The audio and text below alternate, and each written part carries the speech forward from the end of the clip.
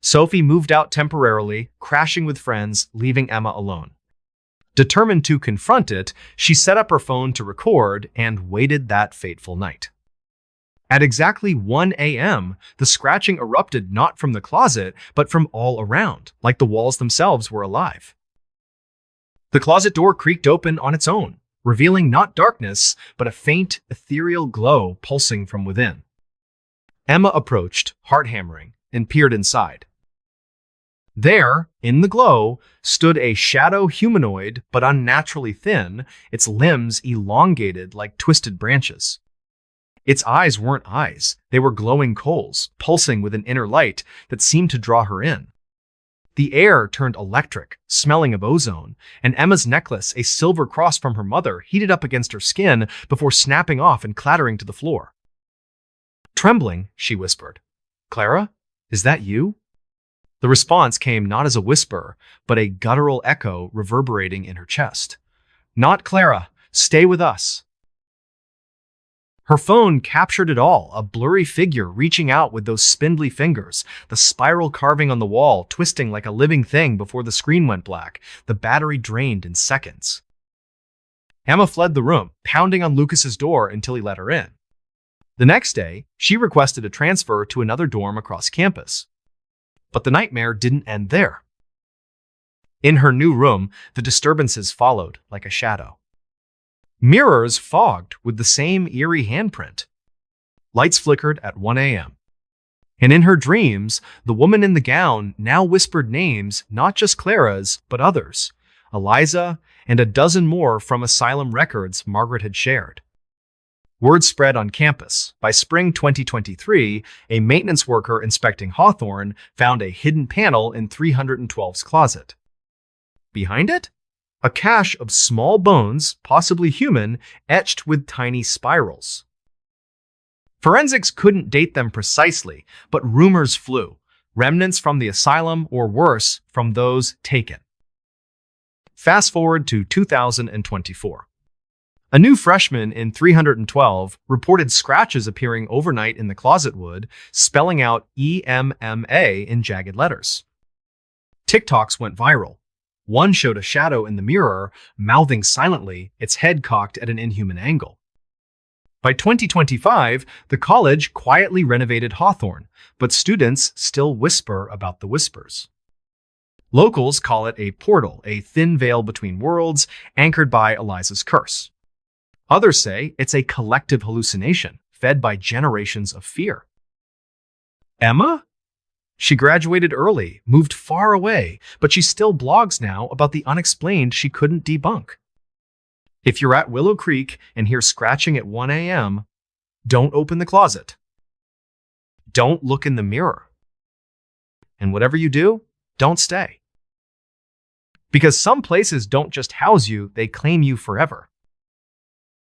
And that's the strange, dark, and mysterious story of the cursed dormitory of Willow Creek College. If you've got your own eerie tale, drop it in the comments. But remember, sometimes the shadows listen back. Story 2. All right, folks, buckle up, because this one's going to crawl under your skin and stay there. We're heading to a forgotten corner of Kentucky, to a house that doesn't just sit on its land, it digests it. Locals call it the Old Grayson Manor, but the name on the rusted gate is only half the story. The other half is whispered in the creak of every floorboard, a sound that never quite stops, even when no one's walking. So pull your chair closer to the fire, but maybe keep one foot on the floor, just to be sure it's still your floor. Because tonight, I'm telling you what really happened to Olivia Reed inside the house that eats people.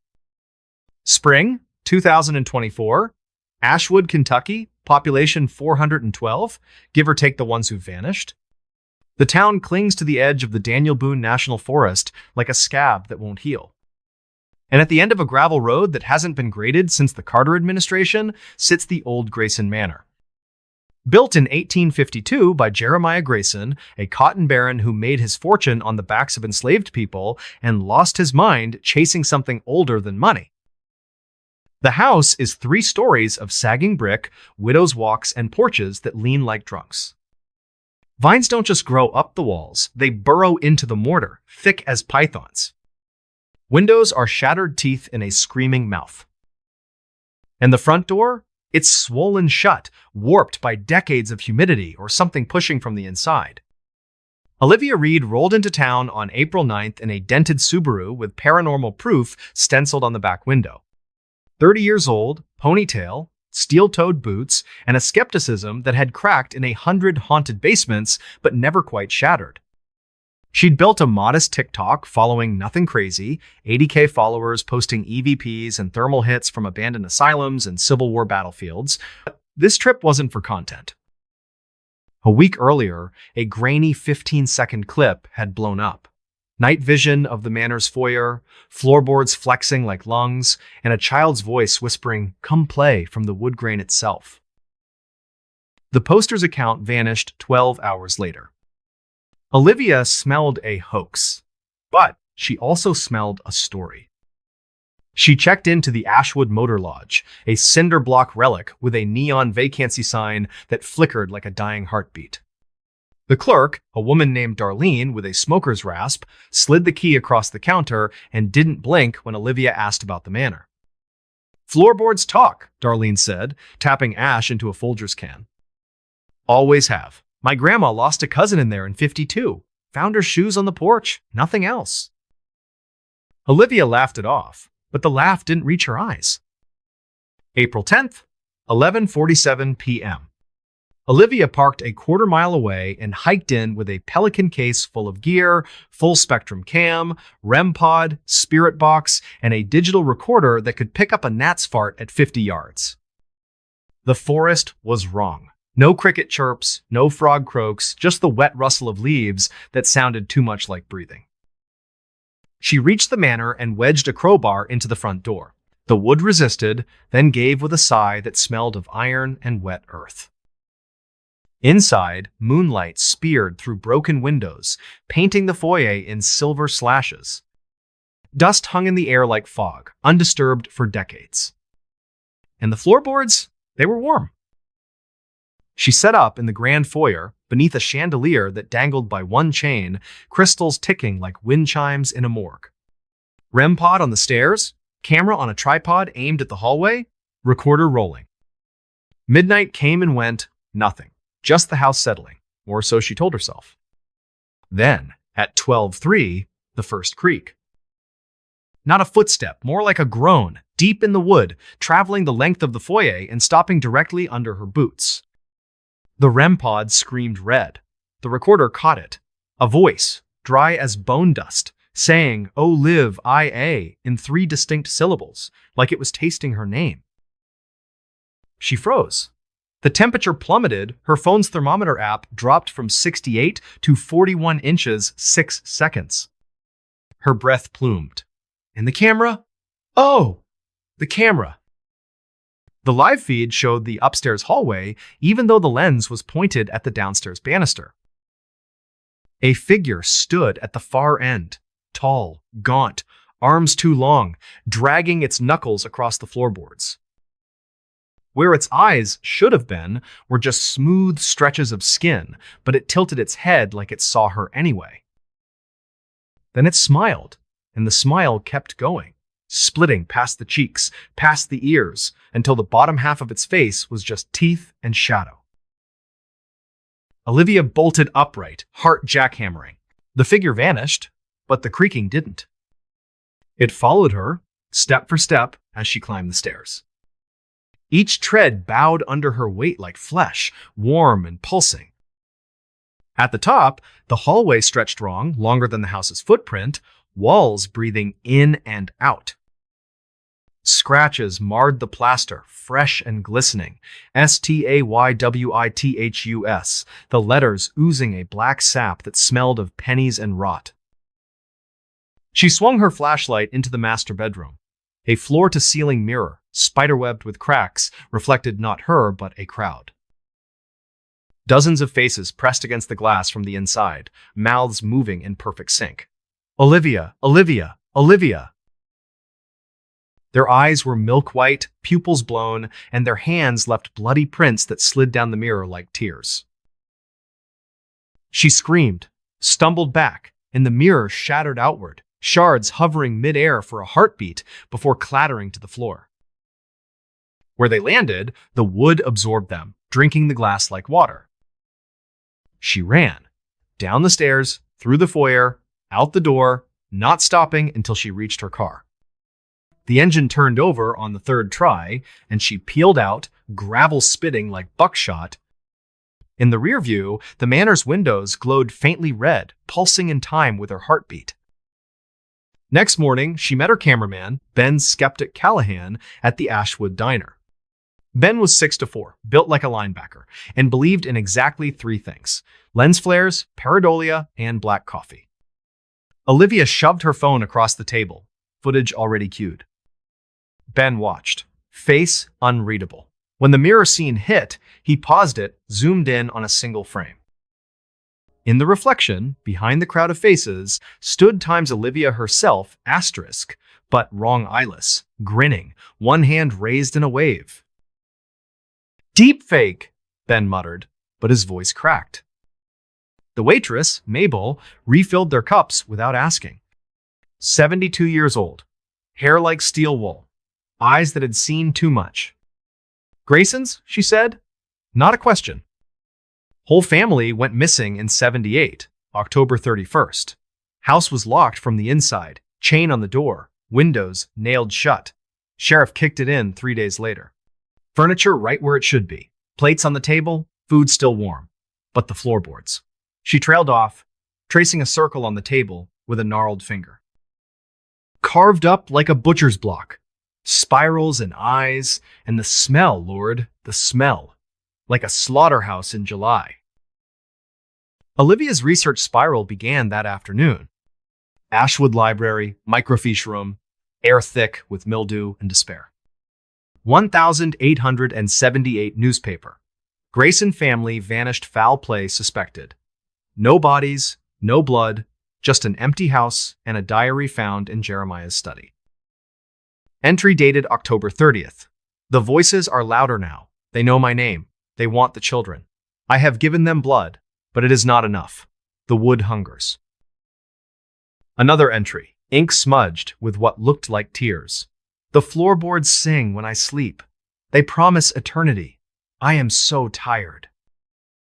1,923 police report. A drifter named Silas Crow squatted in the manor for 3 nights. Found babbling in the town square, fingernails torn off, claiming the house ate his shadow. Committed to an asylum in Louisville. Hanged himself with his bedsheet a week later. Sheet was clean, no ligature marks on his neck. 1,987, a teenage couple broke in on a dare. Girl made it out, boy didn't. Searchers found his Polaroid camera in the cellar. Last photo, the boy's own face, but the eyes were scratched out with something sharp. The girl? She still lives in Ashwood. Won't speak, but every October 31st, she stands at the edge of the forest and screams at the manor until her voice gives out.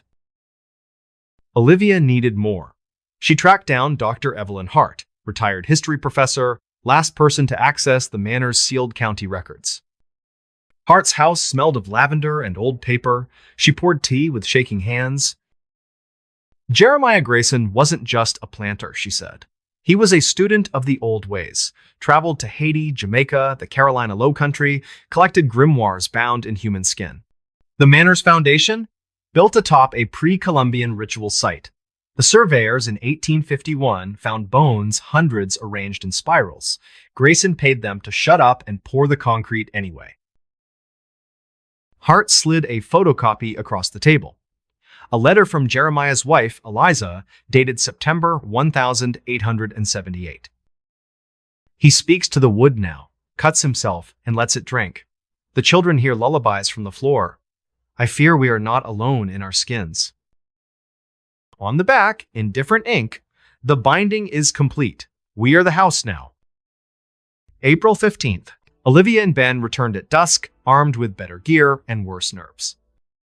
They set up in the cellar, this time a cavernous space with stone walls, sweating moisture, and a dirt floor that shifted when you weren't looking directly at it. The wooden staircase down was the only wood in the room, and it creaked constantly, like something pacing above. At 1:17 a.m., the spirit box erupted in static, then a child's voice, "Daddy's home." The REM pod went berserk. Ben's thermal camera caught a heat bloom in the center of the room, human-shaped, but the core temperature read 212 degrees Fahrenheit, boiling. Then the floorboards above them bowed downward, sagging like a trampoline. Dust rained. The creaking became a chorus, dozens of voices layered, men, women, children, all saying the same word in different languages. Stay, rest, bleeb, queda. Olivia's recorder picked up a new sound, wet smacking, like lips on meat. Ben swung his flashlight up. The underside of the floorboards was moving, faces pushed through the wood, mouths open, tongues lolling, eyes rolling white. One reached down, fingers elongating, and brushed Ben's hair. He screamed a sound Olivia had never heard from him and bolted up the stairs. Olivia followed, but her boot stuck. The wood had closed around her ankle like a mouth. She yanked free, leaving her boot behind, and felt warm liquid on her sock blood, but not hers. The cellar door slammed shut above her. Darkness swallowed everything except the red glow seeping between the floorboards. She pounded on the door, screaming for Ben. No answer. Just the wet smacking, closer now. She found the spare flashlight in her pack, clicked it on. The beam caught the far wall. A mural carved into the stone, spirals within spirals, and at the center a tree made of human arms, fingers twitching. The floorboards above creaked in a rhythm, left, right, coming down the stairs. She ran to the opposite side of the cellar, found a rusted coal chute, and clawed her way out into the night. Ben was gone. His truck was still in the driveway, driver's door open, keys in the ignition. Olivia called 911. Deputies arrived at dawn, searched the house, found nothing. No Ben, no boot, no blood.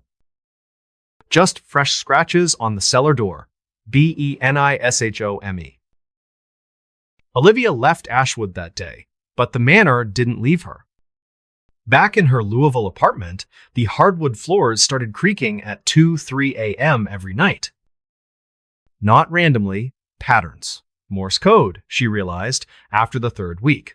The message was always the same. OLIVIACOMEHOME. Her mirrors fogged with breath that wasn't hers. Her reflection lagged half a second behind. She stopped sleeping, started hearing the wet smacking under her bed. May 2024, a new TikTok account posted from her phone, though she hadn't touched it in days. The video was 47 minutes long, live-streamed from inside the manor's master bedroom. It showed Olivia, barefoot, eyes rolled white, carving spirals into the floorboards with a kitchen knife. Is less than hash on. 2 hash is greater than. She was smiling. The chat exploded. Fake. CGI. She's trolling. At the 46-minute mark, she looked up at the camera and said, in a voice that was hers, but layered with dozens of others, "The wood is thirsty." Then she pressed the blade to her throat and dragged it across. The feed cut to black. When police kicked in her apartment door an hour later, they found her asleep on the couch, unharmed, knife in the sink. The video was gone from her phone. But the floorboards in her living room? Fresh spirals, still wet. June 2024. Searchers found Ben's GoPro in the manor's attic. The memory card held one file. 12 minutes of footage. It started with Ben running up the cellar stairs, screaming Olivia's name. The camera jostled, then steadied on the foyer. The front door was open, moonlight spilling in. Ben whispered, "Thank God," and stepped outside. But the footage didn't show the porch. It showed the cellar again. Same angle, same dust motes in the air. Ben spun around, confused. The door behind him was gone, just stone wall. The creaking started above him. He looked up, and the lens caught it. The ceiling lowering, floorboards descending like a press. Ben's last words, "It's inside the wood. It's in the..." The feed cut as the wood touched the camera lens, smearing it with something red. 2025. The manor still stands. The county condemned it, but the demolition crew quit after the first day. Their foreman reported the wrecking ball bouncing off the foundation like hitting rubber. One worker swore he saw faces in the brick, mouthing more. Drones sent in for survey footage show the interior changing hallways, lengthening, stairs spiraling into nowhere. And every night at 2-3 a.m., the local police scanner crackles with a child's voice. Come play. Callers traced to the manor's landline, disconnected since 1978. Olivia hasn't been seen since May. Her apartment's been rented to a new tenant, a young couple. They lasted 3 weeks, left a note for the landlord. The floors won't stop talking. They know our PIN numbers. The new tenants? They're influencers, planning a 24-hour challenge. Their last post, 3 hours ago, a photo of the foyer, caption, "Who's ready to hear the house sing?" The top comment, from an account with no profile pic. Don't step on the wood, it remembers. So here's the thing. The old Grayson Manor isn't haunted by ghosts. It's a mouth. The floorboards are teeth. The walls are a throat. And it's still hungry. If you're ever in Ashwood and you hear creaking at 2-3 a.m., don't check the floor. Don't look in the mirror. And whatever you do, don't answer when it says your name. Because some houses don't let you leave. They let you in, and then they close the door from the inside. Story 3. All right, folks, buckle up for a story that's strange, dark, and mysterious. This one comes straight out of the heartland, from a place where the rails run deep and the nights get colder than they have any right to. Like I always say, sometimes the truth, or at least the stories that refuse to stay buried, hits harder than any fiction. So if you're listening to this on a late-night drive, maybe keep the windows rolled up. Because today, I'm telling you the tale of the ghost train at Union Station. Picture this. It's the dead of winter, December 2020, in Kansas City, Missouri. Union Station looms like a cathedral of steel and stone, a Beaux-Arts masterpiece built back in 1914, its 95-foot clock tower stabbing into the night sky. By day, it's a bustling hub, Amtrak trains pulling in, tourists snapping photos under the massive chandeliers, kids chasing each other across the marble floors. But after the last train departs and the visitors trickle out, the place transforms. The echoes stretch longer. The shadows pool thicker. And the air carries a faint, unmistakable smell, like coal smoke and wet iron, even though the last steam engine left these tracks decades ago. Our story centers on Jake Harper, a 32-year-old night janitor who'd been mopping these floors for 2 solid years. Jake was the kind of guy who trusted what he could see, touch, and smell. He'd grown up in a small town outside Wichita, fixed tractors for his dad, and could rebuild a carburetor blindfolded. Ghosts? Urban legends? Load of crap, he'd grunt whenever his coworkers swapped stories in the break room. Old buildings creak. End of discussion. But even Jake couldn't ignore the way Union Station felt after midnight, like it was holding its breath, waiting for something. Platform 3 was the worst.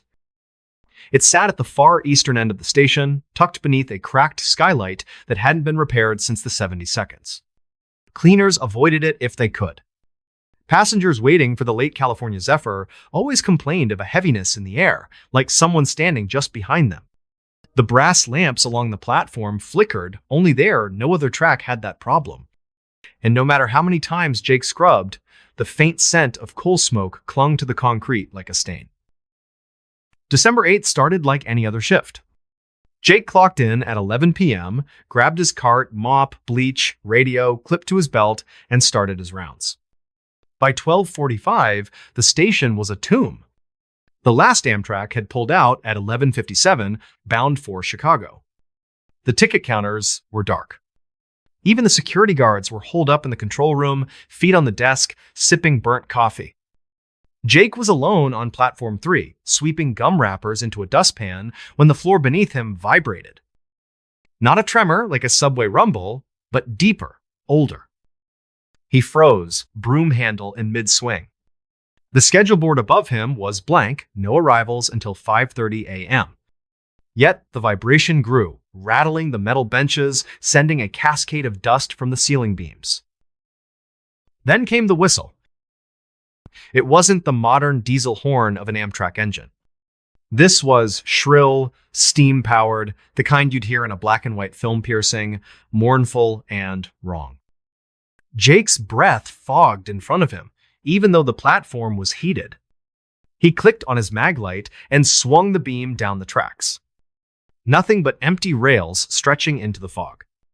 But the rumble kept building, and the air turned arctic. His radio crackled to life on its own, static, then a voice low and gravelly looping his name. Ja, Ja. That's when he saw the headlights. Two sickly green orbs cutting through the mist, growing brighter, closer.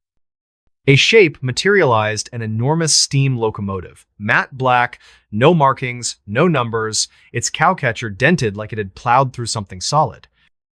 The wheels screeched as it braked, sparks showering the platform in a fountain of orange.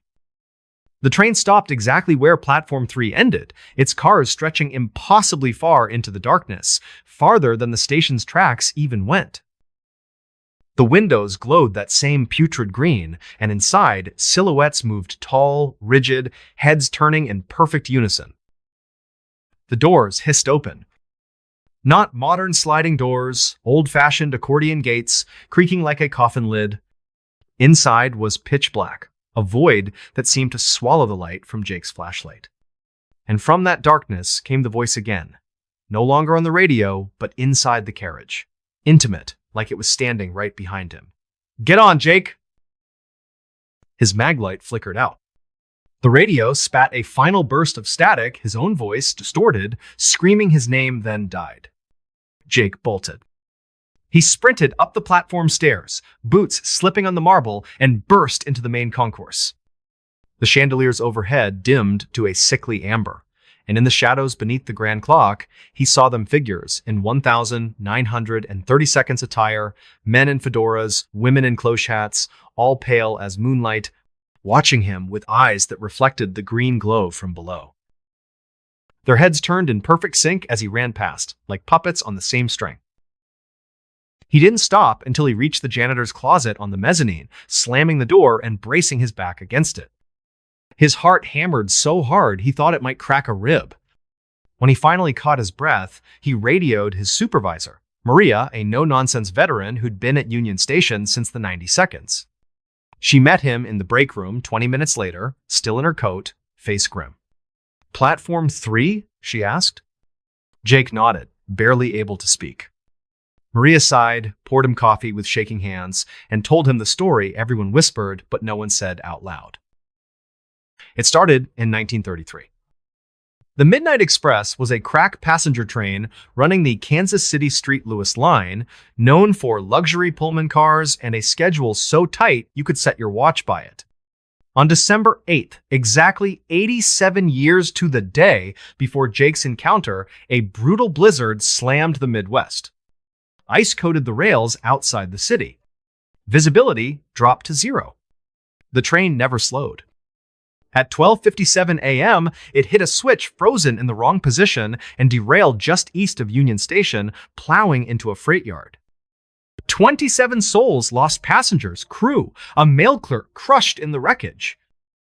The conductor, Elias Kane, was last seen in the cab screaming into the radio, "The line stays open! The line stays open!" His body was never recovered. The official report blamed ice and human error. But survivors told a different story. They swore the train's headlamps turned green minutes before the crash, an impossible color for the era's bulbs. One woman claimed Elias's eyes glowed the same shade as he fought the controls. And in the twisted metal, investigators found the cars warped into spirals metal bent like taffy, defying physics. Maria slid a folder across the table. Inside, a 1,933 Kansas City Star clipping, yellowed and brittle. 27 dead in midnight express horror. A grainy photo showed the wreckage car's accordion folded, but in the background, a faint silhouette of an intact locomotive, black as coal, untouched by the crash. The caption made no mention of it. "That's not the train that derailed," Maria whispered. "That's the one that comes back." Jake couldn't let it go. The next night, he stayed late on purpose. He brought a digital recorder, a GoPro, and a thermos of coffee strong enough to wake the dead. At 12:55 a.m., the temperature plummeted. The lights on Platform 3 flickered in sequence, like a heartbeat. The rumble started low, building until the benches vibrated. The whistle screamed again, and the black train rolled in, same as before, but slower, deliberate. This time, Jake didn't run. He stood at the yellow safety line, GoPro rolling, and called out, "Elias Kane, what do you want? Is less than hay shown? Zero hash is greater than..." The doors opened wider. A figure stepped onto the platform, tall, in a conductor's uniform from the 30 seconds, cap pulled low. His face was wrong skin, translucent, eyes twin green lanterns. He raised a gloved hand, and Jake felt an icy grip on his shoulder, though the figure was 10 feet away. The whisper came from everywhere and nowhere. "Ride with us. The line stays open." Jake's GoPro caught 30 seconds of footage, the conductor's face dissolving into shadow, the train's interior stretching into an endless tunnel of green light, rows of passengers with glowing eyes turning to stare. Then the lens cracked spiderweb fractures spreading from the center, and the battery died. The train vanished as suddenly as it came, leaving only the smell of ozone and a single brass button on the platform engraved with ME 1933. Jake quit the next day. He packed his apartment in 48 hours and moved to Street Louis, took a warehouse job, swore off trains forever. But the ghost followed. His new clock radio turned on at 1 a.m., static whispering his name. His car's GPS once rerouted him to Platform 3, Union Station Mid-Drive. In 2024, a new janitor at Union Station found a 1933 pocket watch under a bench on platform, 3 hands spinning backward, engraved EK. In 2025, a tourist's photo went viral. A black steam engine on the tracks, timestamped 1 a.m., but the platform empty in real time. Union Station still runs trains. Amtrak? Freight? The works. But Platform 3? It's different. The schedule board glitches at 12:59 a.m., flashing Midnight Express on time. Security cameras show static at 1 a.m. sharp. And every winter, on December 8th, the whistle echoes through the station, clear as day, even with no trains in sight. Locals say Elias Kane is still out there, bound by his vow, collecting passengers for a ride that never ends. Some claim the train isn't just a ghost, it's a door. A one-way ticket to wherever the Midnight Express was really headed that night in 1933. So, if you're ever at Union Station after midnight and hear that whistle, don't look down the tracks. Don't check the schedule board.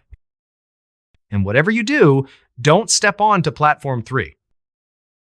Because some trains aren't taking you home, they're taking you somewhere else. And that's the strange, dark, and mysterious story of the ghost train at Union Station.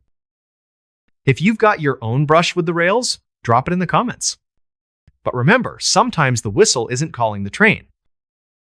It's calling you. Story 4. All right, folks, buckle up for a story that's strange, dark, and mysterious. This one slithers out of the American Southwest along a ribbon of cracked asphalt that's seen more dreams die than come true. Like I always say, sometimes the truth, or at least the stories that refuse to fade with the sunset, hits harder than any desert heat. So if you're listening to this while cruising the open road, maybe keep your eyes on the rear view. Because today, I'm telling you the tale of the vanishing passenger at Route 66 bus stop. Picture this. It's the dog days of July 2023, and the Arizona stretch of old Route 66 is a furnace. The sun has baked the blacktop until it ripples like water, and the air shimmers with heat devils that dance across the horizon. Ghost towns huddle in the distance. Oatman, with its wild burrows and clapboard storefronts frozen in the 1,950 seconds, is the closest thing to civilization for miles. But out here, between the saguaro skeletons and the endless red rock, the Mother Road feels less like a highway and more like a vein pumping memories, regrets, and something else through the desert night. Our story centers on Lily Martinez, a 9-year-old freelance photographer from Tucson. Lily lived behind the lens, chasing the perfect shot of Americana in decay, rusted neon signs, abandoned motels, diners with "closed forever" painted in peeling letters.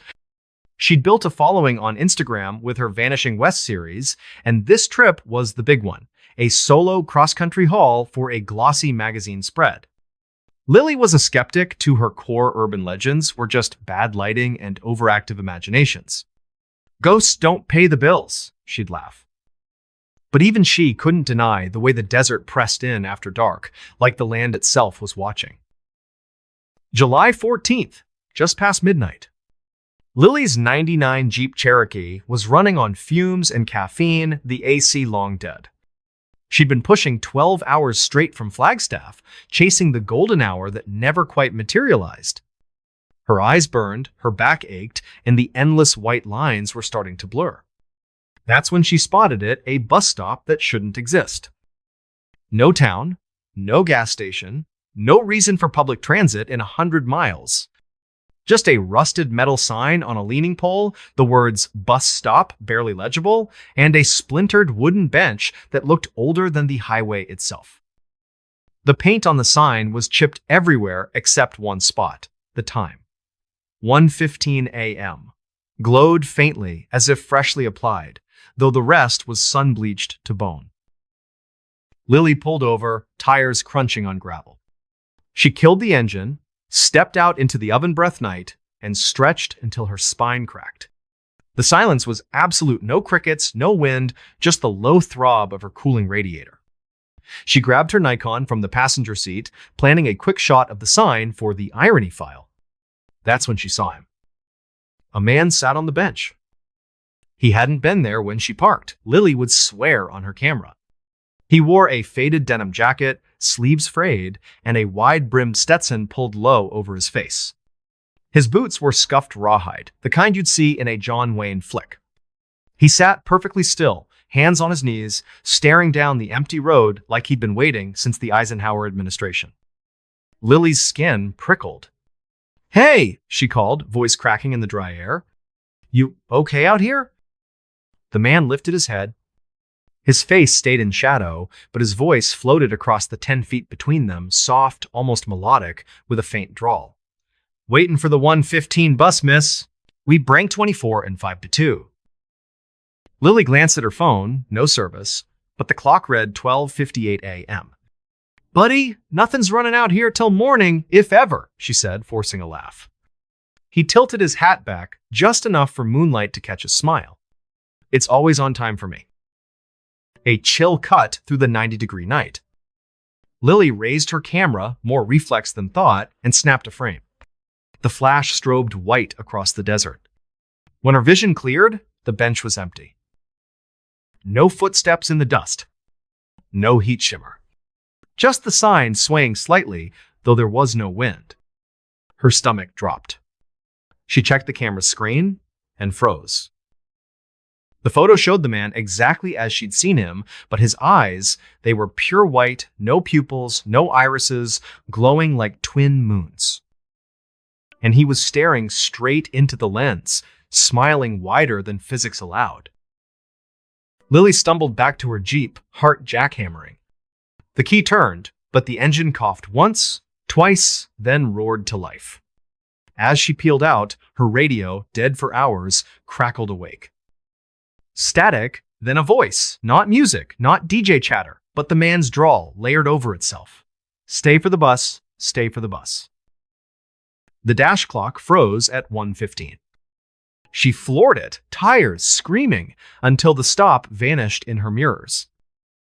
20 miles later, she rolled into a 24-hour Sinclair station on the edge of Kingman, hands shaking so bad she could barely pump gas. The clerk, Gus, an old-timer with a face like cracked leather and a name tag older than Lily, took one look at her and poured coffee without being asked. "Oatman, stop," he grunted. Lily nodded, spilling the story. Gus's eyes narrowed. "That'd be Henry Cole," he said, voice low. "Been waiting since '54. He slid a faded Polaroid across the counter. A grainy shot of the same bench, same sign, same man denim jacket, hat, white eyes staring at the camera. "Took this in '89, Gus said. He was gone when the flash popped. Then he told her the crash. July 14th, 1954, exactly 69 years earlier. A Greyhound Cine cruiser, packed with 38 souls, headed from L.A. to Chicago, hit black ice on a curve near the stop. The driver overcorrected, the bus rolled, and fire swallowed the wreckage before help arrived. Everyone died.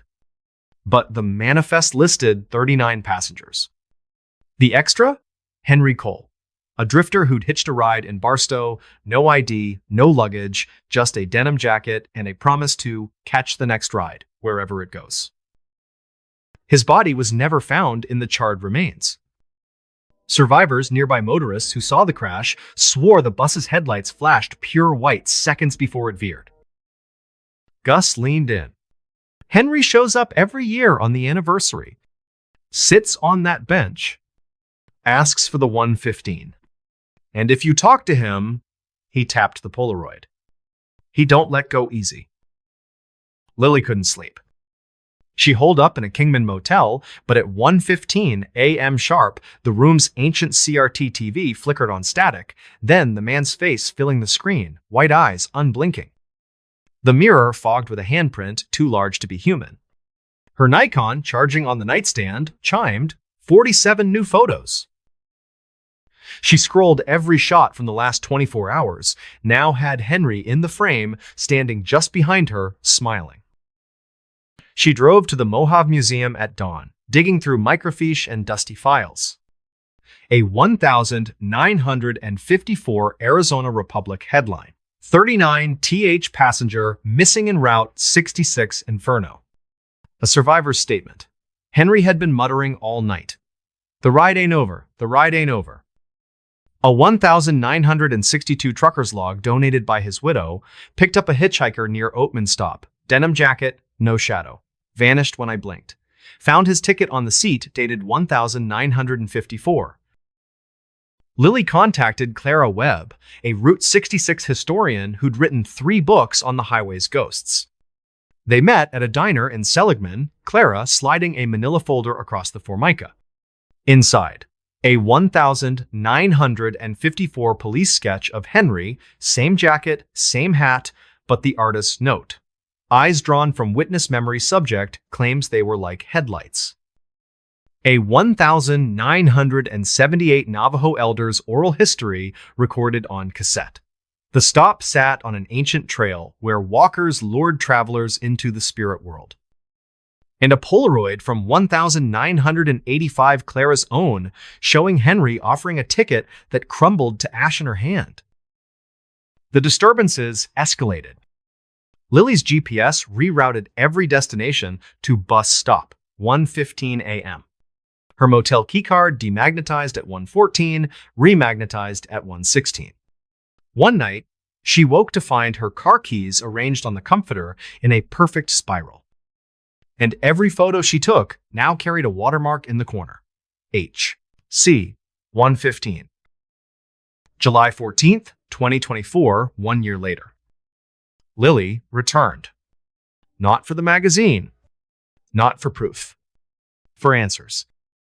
She parked at 12:50 a.m., camera rolling on a tripod, voice recorder in her pocket.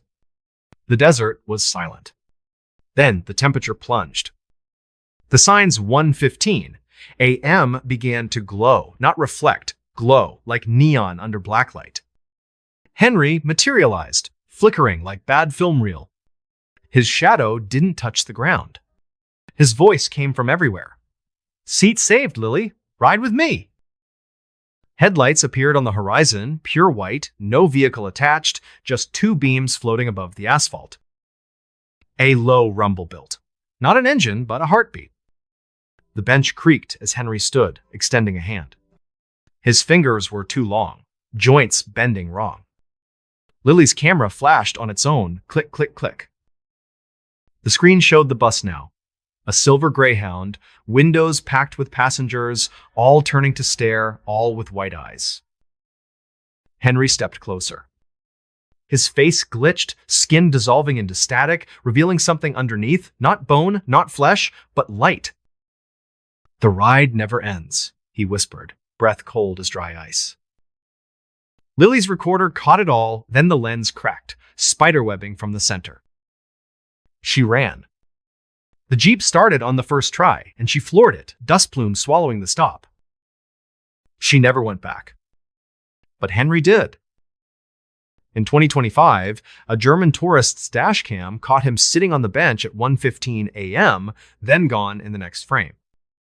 A trucker found a denim scrap pinned under the sign embroidered HC in red thread that smelled of smoke. And every July 14th, the stop's dust arranges itself into footprints leading nowhere. Lily sold her camera, deleted her portfolio, moved to Seattle. But at 1:15 a.m., her smartwatch still vibrates. Bus stop, now boarding. Route 66 stretches on, endless and unforgiving. The stop waits under the stars, bench polished smooth by unseen hands. If you're driving alone and see a man in denim waving you down, keep the pedal down. Don't check the time. And whatever you do, don't stop. Because some passengers aren't waiting for the bus, they're waiting for you. And that's the strange, dark, and mysterious story of the vanishing passenger at Route 66 bus stop. If you've got your own Mother Road nightmare, drop it in the comments. But remember, sometimes the road doesn't take you where you're going. Sometimes it takes you where you belong. Story 5. All right, folks, brace yourselves for a story that'll make your skin crawl and keep you away from secluded lakeside homes forever. This one's about a place so drenched in dread, so steeped in horrors that cling to its walls, that it's become a whispered nightmare in a small Wisconsin town. On Lakeview Drive, there's a villa with a past so dark, it doesn't just haunt, it hungers. It's strange, it's terrifying, and it's deeply, bone-chillingly mysterious. Like I always say, sometimes the truth is weirder and far scarier than anything you could dream up. So, lock your doors, because I'm about to tell you the story of the haunted villa on Lakeview Drive.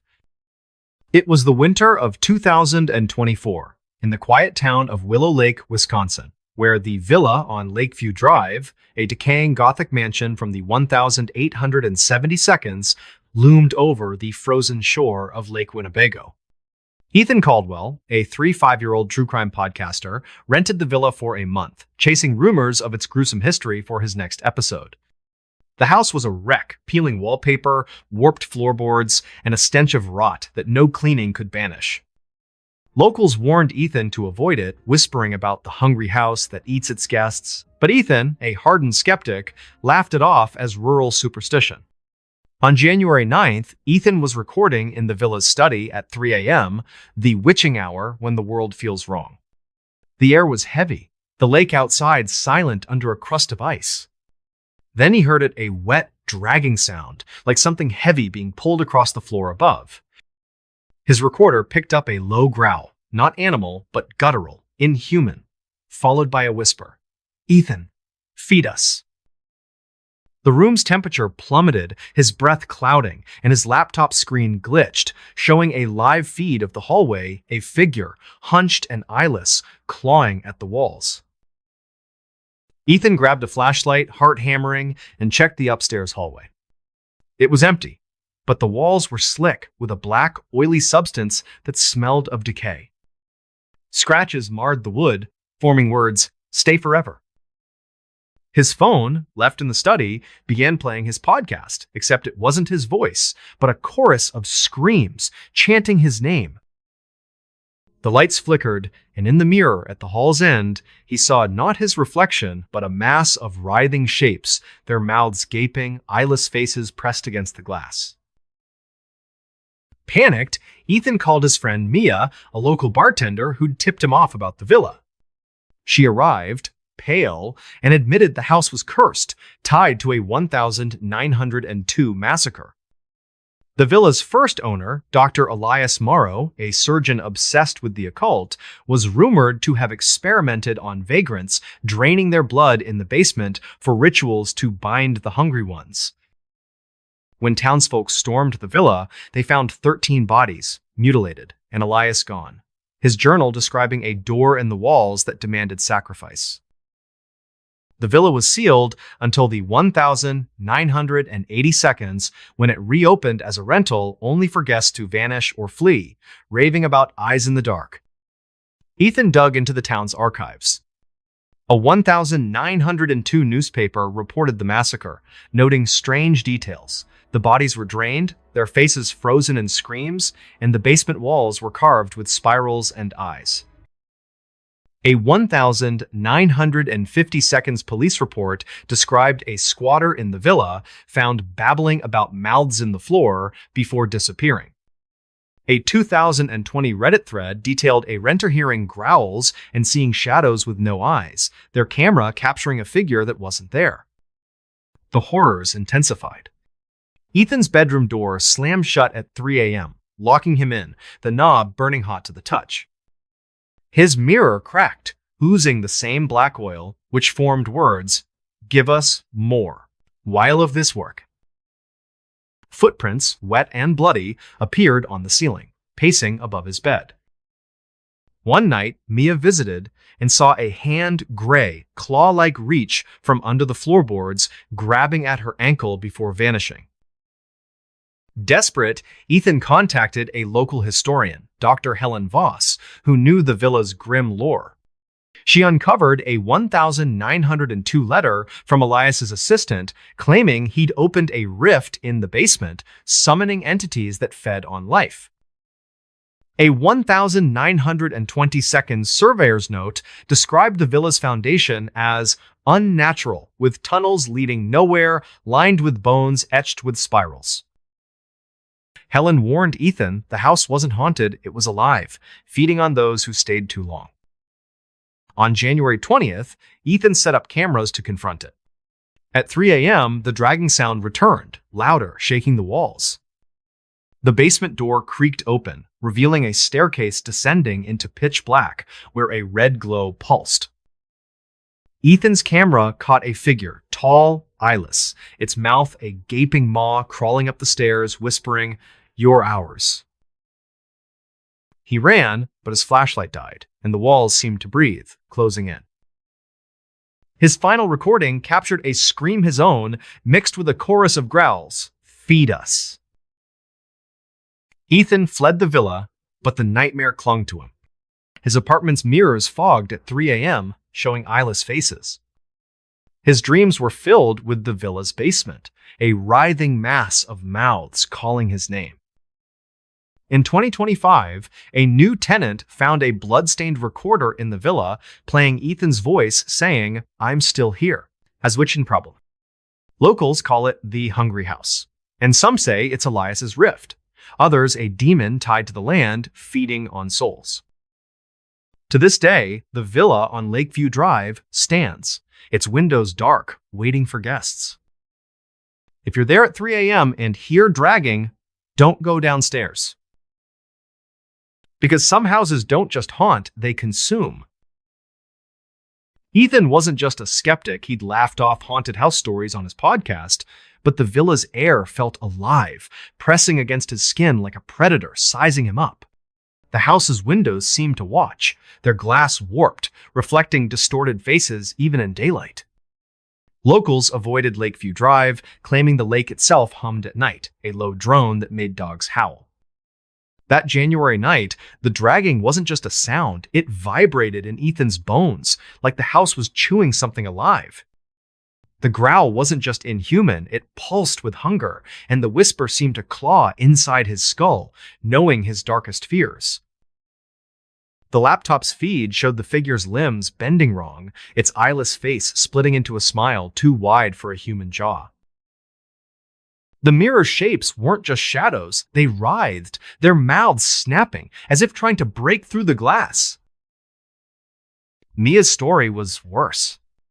She'd heard the growls as a teen, biking past the villa, and saw a face in the window eyeless, its mouth dripping black oil. A1900. And 2 police log noted the massacre's victims had no blood, their bodies arranged in a spiral in the basement.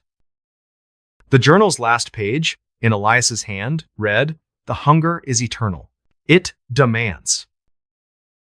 Ethan's research dug up nightmares. A 1930 tenant's diary described waking to hands pulling their sheets, whispering, "More."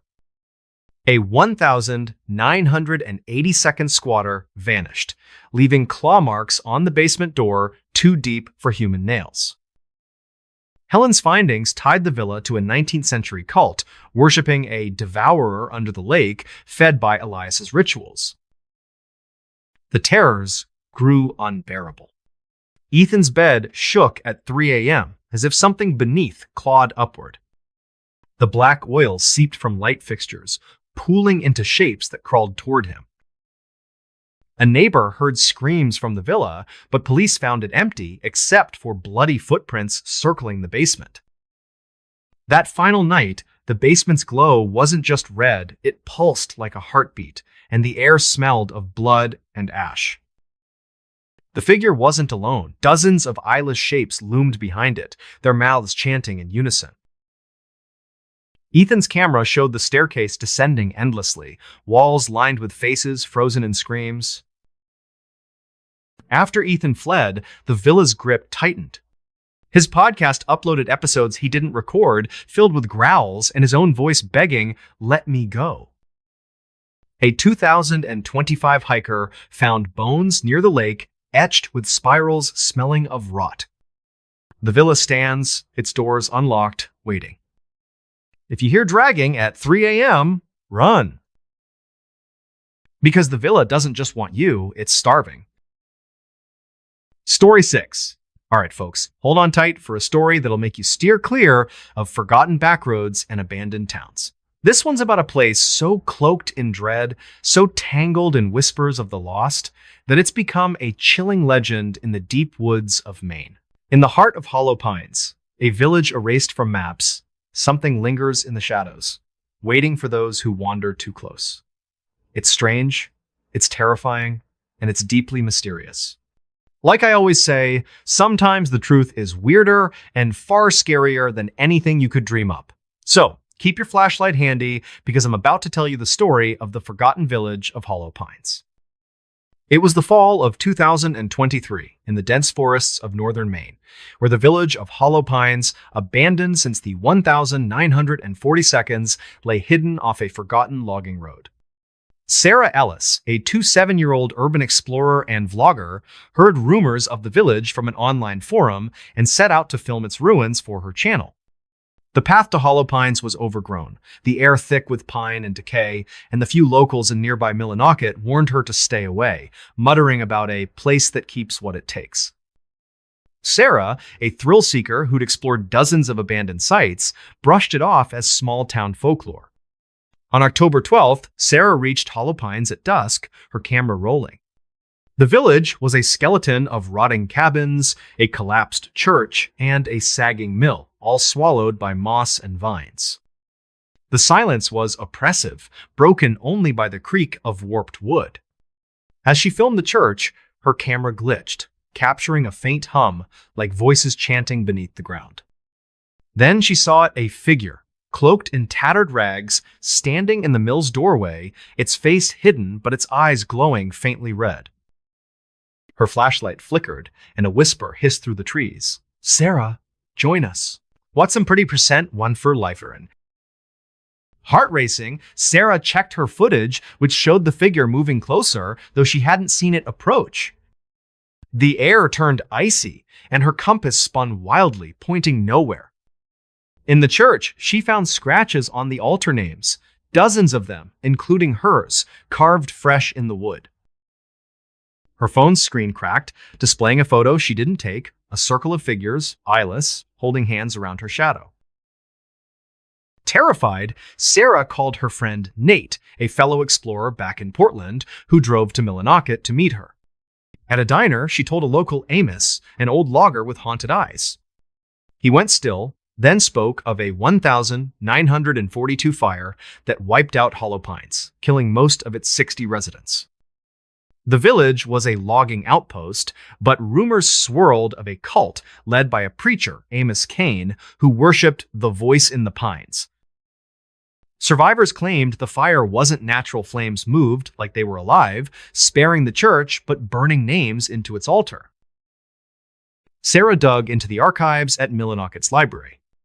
A 1,942 newspaper clipping described the fire, noting oddities. Bodies were found charred, but arranged in a circle, and Kane's body was missing. A 1,960 seconds hiker's journal found in the library mentioned seeing figures in Hollow Pines chanting at dusk, vanishing when approached. A 2017 Reddit post detailed a camper hearing their name whispered in the village, their tent slashed with the word, "Stay." The horrors grew worse. Sarah's camera kept recording after she turned it off, capturing footsteps circling her tent at night. The villages, dry for decades, bubbled with black water that smelled of ash. Nate, joining her for a second trip, saw shadows in the mill, their limbs too long, crawling on walls like spiders.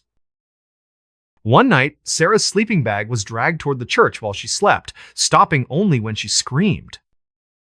Desperate, Sarah contacted a local historian, Dr. Clara Holt, who knew Hollow Pines' dark past. Holt found a 1,942 letter from a survivor claiming Kane's cult opened a gate in the church, summoning something that fed on the living. A 1,922 surveyor's map showed the village built over an ancient burial mound marked with warnings of a pine spirit. Holt warned Sarah the village wasn't abandoned, it was claimed, binding souls to its soil. On October 20th, Sarah returned alone, camera rolling, determined to expose the truth. At midnight, the chanting grew louder, shaking the ground. The church doors swung open, revealing a red glow inside, where figures eyeless, their mouths gaping, swayed in a circle. Her camera caught a voice, not hers, screaming, "You're ours!" The air thickened, and hands cold, gray, claw-like, grabbed her ankles from the dirt. Her last footage showed her running, the figures chasing, their red eyes burning through the dark. Sarah vanished that night. Nate found her camera in the church, its battery dead, but the footage intact, showing her face, pale, mouthing, "I'm still here." Her backpack was found in the well, soaked in black oil. In 2025, a hiker reported seeing Sarah's figure in Hollow Pines, standing in the mill, her eyes red, whispering names. Locals call it the Taken Village, and some say it's Kane's cult, others a spirit that never sleeps. To this day, Hollow Pines lies hidden, its ruins waiting in the pines. If you're there at midnight and hear chanting, don't follow it. Because some villages don't just die, they claim you forever.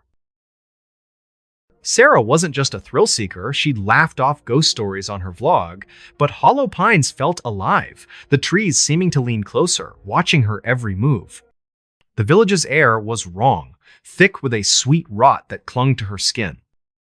Locals said animals avoided the area, and even birds wouldn't fly over the church. That October night, the hum wasn't just voices, it pulsed like a heartbeat, shaking dirt from the church's rafters. The figure in the mill didn't just stand its head twisted, unnaturally slow, its red eyes boring into Sarah's soul. The whisper didn't just say her name, it knew her fears, pausing when she thought of running. Her camera's photo showed not one figure, but dozens, their eyeless faces pressed against the lens, mouths stretched in silent screams. Amos's story was darker. As a boy, he'd seen the figures himself, their bodies flickering like bad film, leaving claw marks on his bike. A 1,942 survivor's diary hidden in the library described Kane preaching about a feast for the pines, his eyes glowing red before the fire. The altar's names weren't just carved, they bled, oozing black oil that smelled of death. Sarah's research uncovered terrors is less than #0. 5 hash is greater than a 1,950 seconds Rangers log noted footprints in hollow pines, leading to the church but never out. A 1,980 seconds camper vanished, their tent found shredded with "Join US" scratched into nearby trees. Holt's findings tied the village to a 17th century legend of a pine wraith, a spirit that devoured souls, lured by Kane's rituals. The nightmares escalated. Sarah's tent was slashed nightly, the cuts forming spirals. The church's windows glowed red at midnight, showing shadows that danced without light. Nate's skin burned where the shadows touched him, leaving marks like teeth. One night, Sarah woke to her own voice, whispering from the well, begging her to come down. That final night, the church wasn't just glowing, it pulsed, the walls bending like flesh. The figures didn't just sway, they crawled, their limbs snapping, bodies merging into a writhing mass. Sarah's footage showed hands bursting from the ground, their fingers long and gray, pulling at her shadow as she screamed. After Sarah vanished, the village's grip tightened. Nate's dreams showed Sarah in the church, her face eyeless, chanting his name. A 2025 explorer found a bone in the well, carved with Sarah's initials, still wet with oil. A drone over hollow pines caught a shadow circle, moving under the trees, whispering, "Hollow Pines waits, its pines hiding secrets." If you hear chanting at midnight, run. Because some villages don't let you leave, they keep you forever. Story 7. All right, folks, grab your keys, check the deadbolt twice, and maybe sleep with the lights on tonight.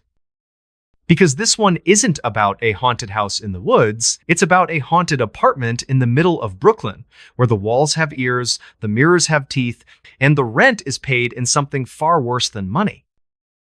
Locals on Willow Street don't talk about apartment 4B. They step around it, like avoiding a crack that goes straight to hell. So pull the blinds, mute your phone, and keep one eye on the closet, because tonight I'm telling you what really moved into the brownstone with Mia Torres. July 2024, Brooklyn, New York. Willow Street, Cobble Hill, tree-lined, gas lamps, million-dollar townhouses, the whole postcard.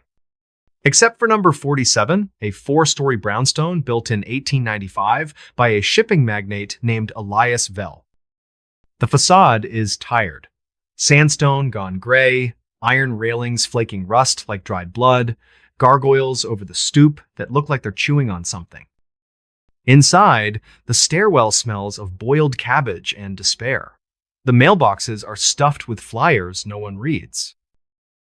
And on the 4th floor, behind a door painted the color of nicotine, sits apartment 4B, vacant for 8 months, rent slashed to $1,900, a steal in a neighborhood where closets go for $2,000.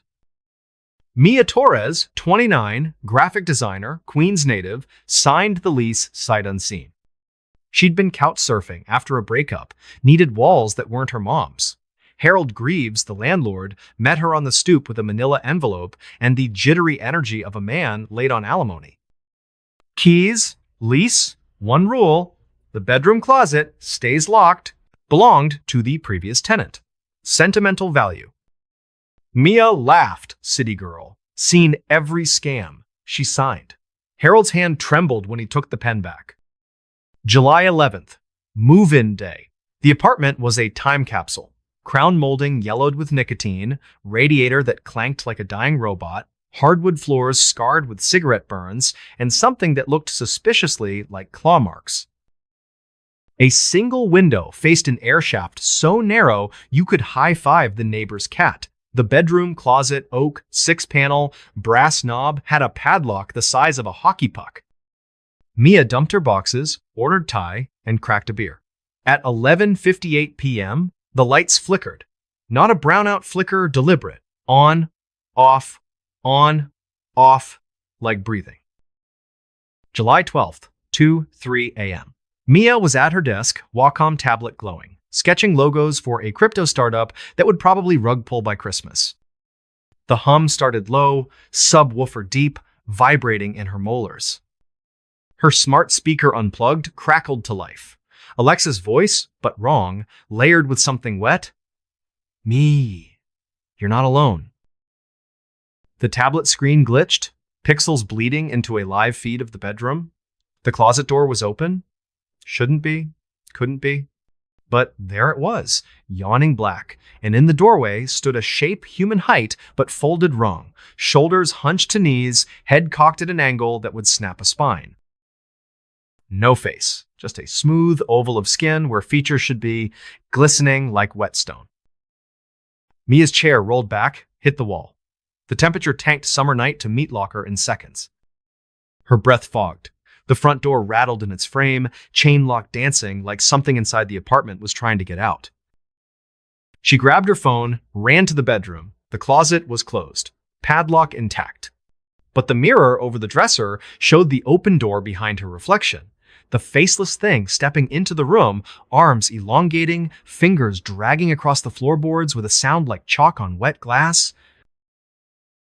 She screamed, bolted, slammed the bedroom door. In the living room, her phone, left on the desk, recorded audio she never heard. Rhythmic scratching from inside the closet walls, slow and deliberate, spelling in Morse she'd later translate, Staywythme. The windows fogged from the inside, handprints blooming 5 fingers, but too long, joints bending backward, smearing down the glass like slug trails. Her keys on the kitchen counter were twisted into a perfect spiral, metal still warm, smelling of ozone. She didn't sleep. At dawn, she called Leo Park, best friend since SVA, barista at Devotion, with a side hustle debunking TikTok hauntings. They met at the 24-hour diner on Court Street, fluorescent lights buzzing like angry hornets. Mia played the audio. Leo's face went the color of oat milk. "That's not EVP," he said. "That's inside the file." The waveform showed a second track layered beneath the scratching whispers, dozens, saying her full name, middle included, in voices that weren't human. Mrs. Callahan lived in 3A, 81 years old, walker, oxygen tank, memory like a steel trap. She'd watched tenants come and go from 4B since Nixon.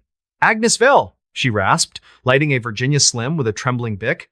1,924. Lived up there alone. Never left the apartment after dark. Ordered groceries through the dumbwaiter.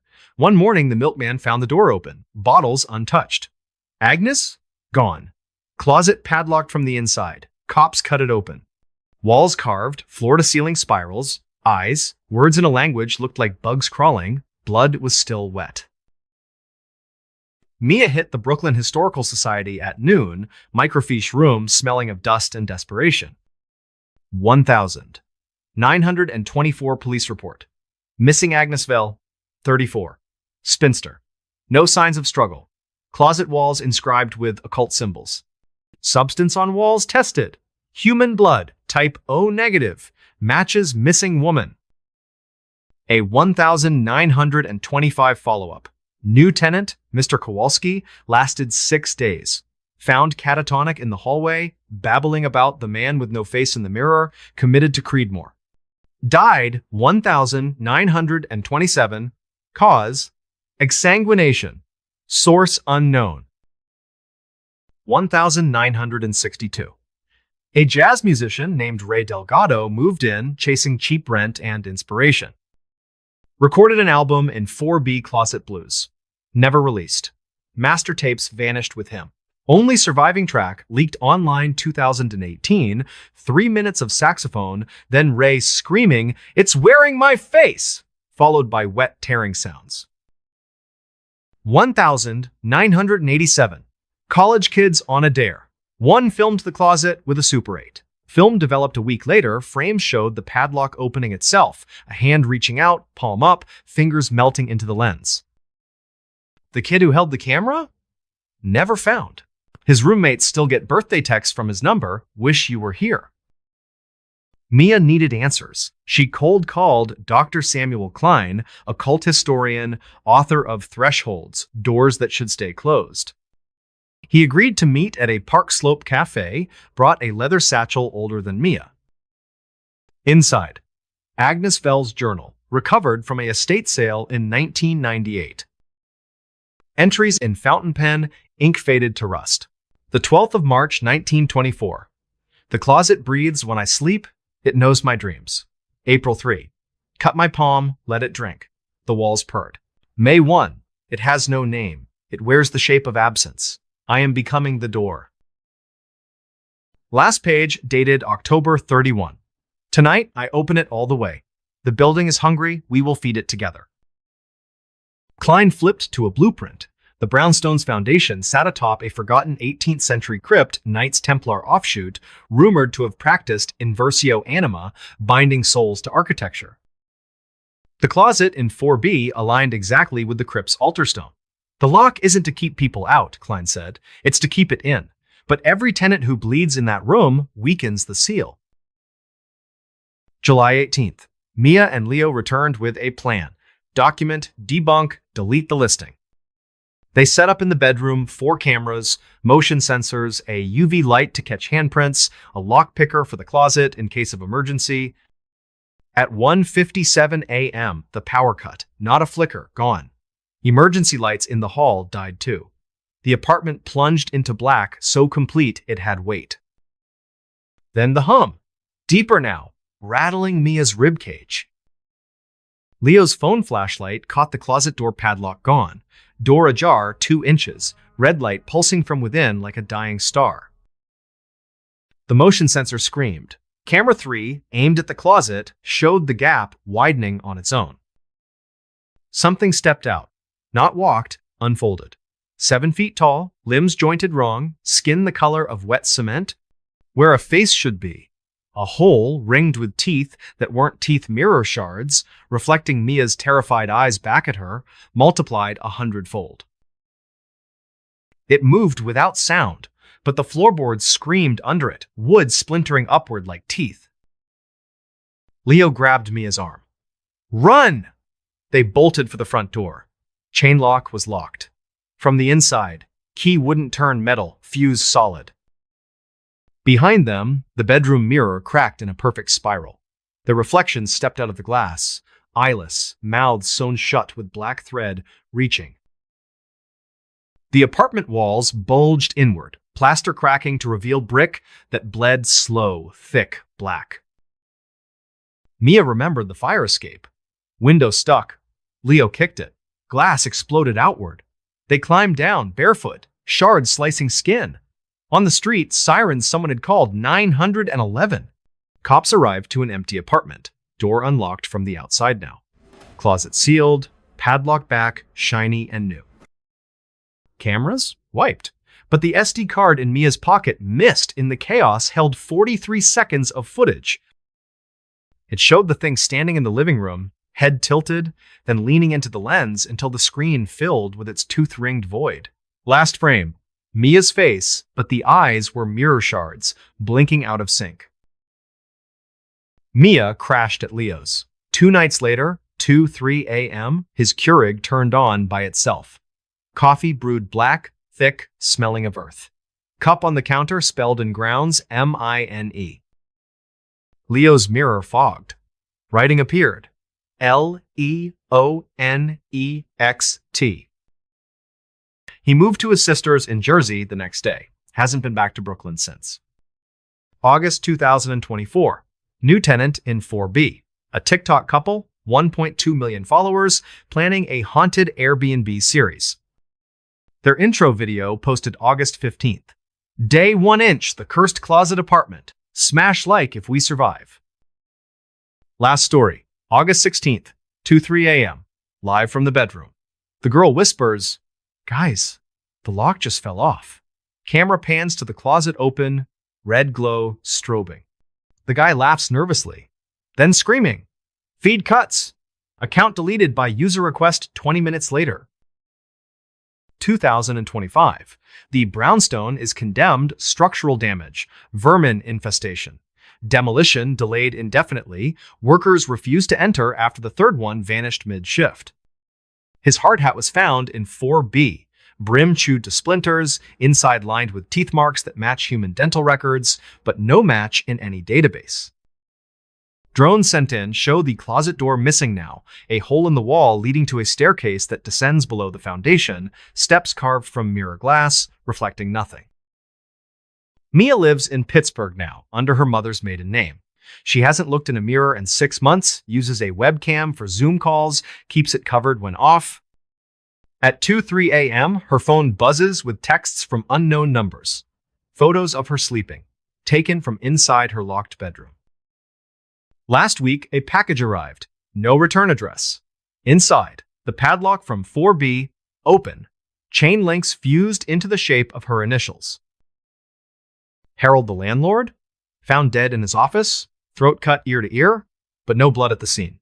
On his desk, a lease for 4B signed in fresh ink, tenant name, The Unseen. So here's the thing. The brownstone isn't haunted, it's tenanted. The closet isn't a door, it's a mouth. And it's got a waiting list. If you're ever on Willow Street and you see a for rent sign with no phone number, just a key taped to it, keep walking. Don't check the mirror. Don't listen at 2:03 a.m. And whatever you do, don't sign the lease. Because some apartments don't come with ghosts. They come with a roommate, and it's been there since the bricks were laid. Story 8. All right, folks, if you're the kind of person who likes to hang out in empty malls after closing, you might want to rethink that.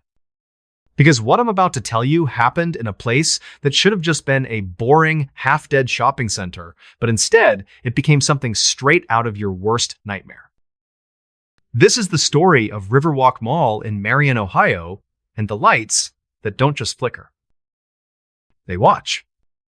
They wait. And sometimes, they take.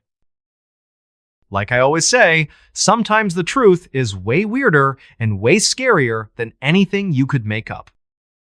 So grab something to hold on to, because we're going in. It all started in the winter of 2024. Riverwalk Mall was built back in the 82nds, one of those big, shiny indoor palaces that used to be packed with families, teenagers, and that unmistakable smell of pretzels and new sneakers. But by 2024, it was a ghost of itself. Half the stores were shuttered, the fountain in the food court hadn't worked in years, and the neon signs out front buzzed like dying insects. The place was so quiet at night, you could hear the escalators creak even when they weren't moving. And the lights, those long rows of fluorescent tubes, they never quite stayed steady. They'd flicker, dim, then surge back to life, like they were breathing. That's where Lucas Hayes comes in. Lucas was 28, practical guy, former college baseball player who blew out his knee senior year and ended up with a degree he couldn't use and a mountain of student debt. So he took the night security gig at Riverwalk, 10 p.m. to 6 a.m., walking those empty corridors with nothing but a flashlight, a radio, and a thermos of terrible coffee. His coworkers, mostly older guys who'd been there forever, kept dropping these weird warnings. Don't look at the lights too long, kid. If they start pulsing, get out of that wing. The arcade's the worst. Whatever you do, don't go in there alone after 1 a.m. Lucas laughed it off. Faulty wiring, bad ballasts, maybe some bored janitor pranking the new guy. He'd seen the viral videos, the haunted mall clickbait, and he wasn't about to fall for that nonsense. But the mall had other plans. December 15th, 2024. 1:03 a.m., Lucas is doing his rounds on the second floor, passing the darkened sunglass hut, the abandoned Spencer's Gifts with its dusty lava lamps, when the lights start doing something wrong. Not just flickering, but strobing. Like a club, but colder, sharper. The shadows jump across the floor in jagged slashes, and Lucas feels the hair on his arms stand up. His radio crackles, but it's not his supervisor's voice. It's his name. Lucas? A whisper, dry, like wind through dead leaves. Stay. He stops dead in front of the old arcade fun zone the sign used to say, but half the letters are burnt out, so it just reads Foo Zone. The gates are down, padlocked, but through the metal grate, he sees movement. Not a person, not exactly. Something tall, thin, its body made of static, like TV snow given shape. No face, just a head that tilts slowly toward him. Lucas's flashlight dims, the beam shrinking like it's being sucked into the dark. And then his phone buzzes in his pocket. He pulls it out, and the camera app is open. Recording. On the screen, there's a face. Not human. Made of light, flickering, with two black voids where eyes should be staring right at him. The mouth opens, but no sound comes out. Just the word forming in the static. See. Lucas backs away, his boots squeaking on the tile, and that's when he feels it. The floor, vibrating. Not an earthquake, something under the tiles, pulsing. He looks down, and the grout between the squares is cracking.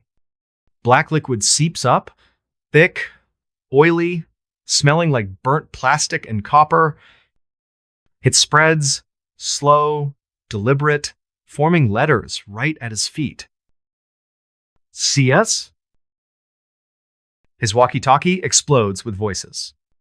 Not one, dozens. Children laughing, women screaming, men growling, all saying his name in overlapping waves. The mall's PA system, which hasn't worked in years, suddenly hums to life. A low chant. Guttural, ancient, echoing through every corridor. Lucas runs. Past the pretzel stand, past the darkened kiosk selling phone cases, down the escalator that hasn't moved in a decade.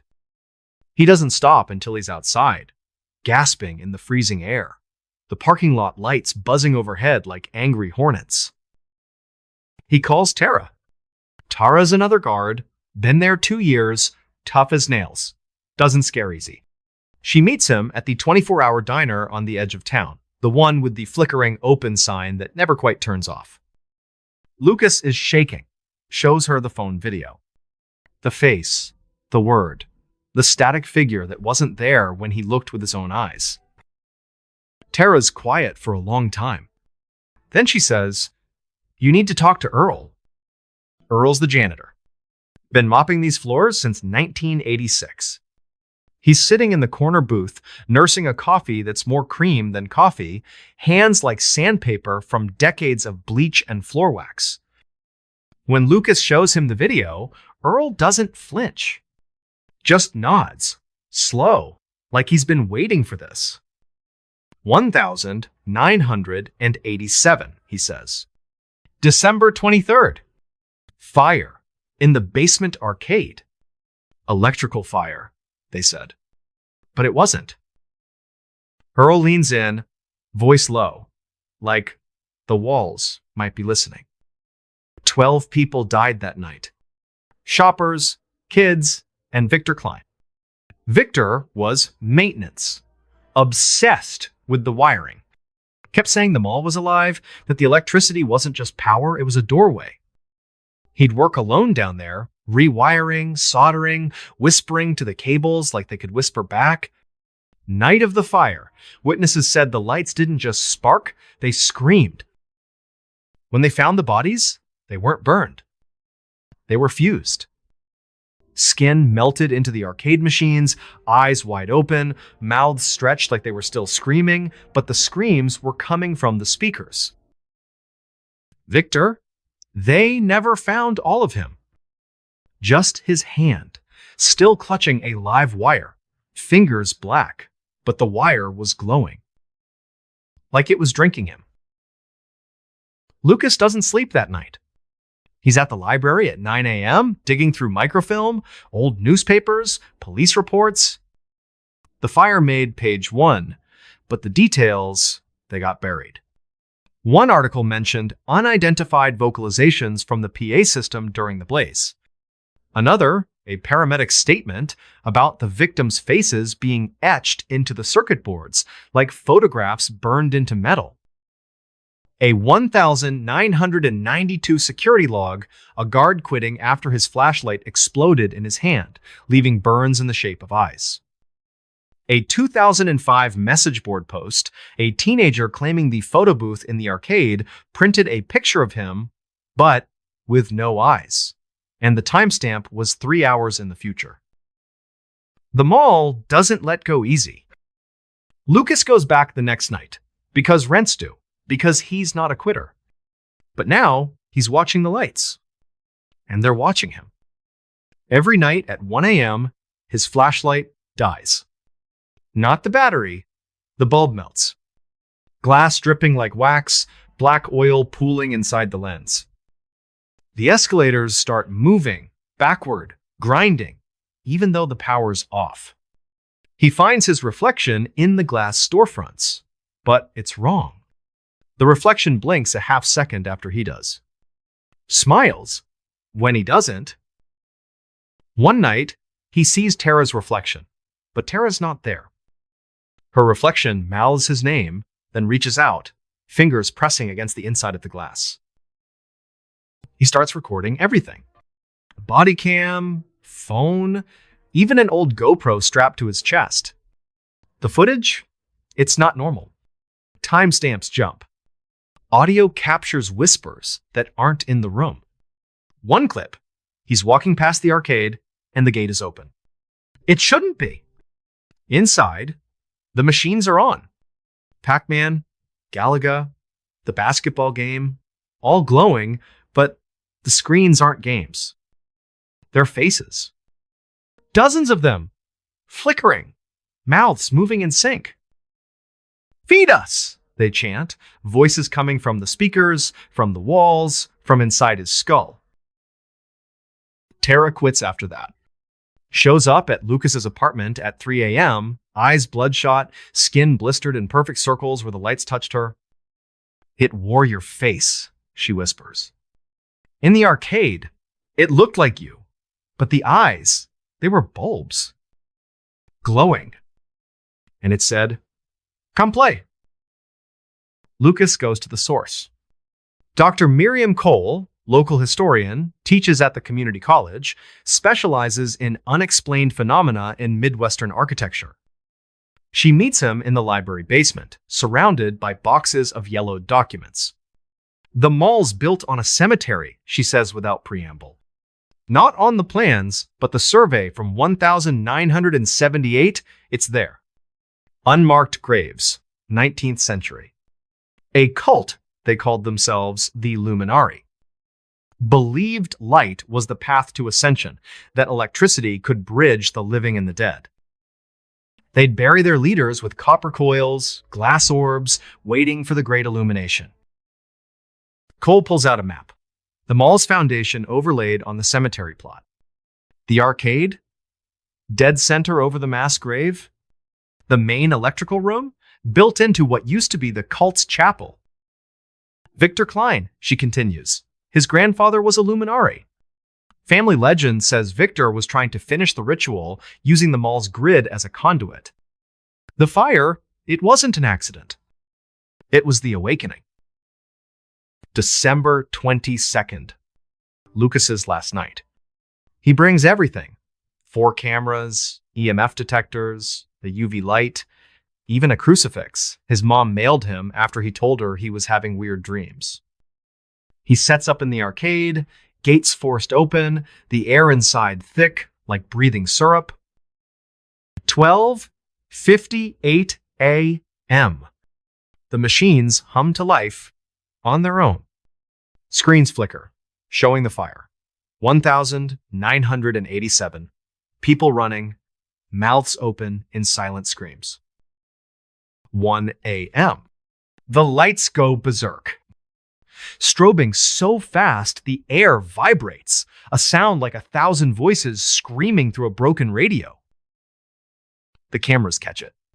First, sparks from the ceiling. Then, forms.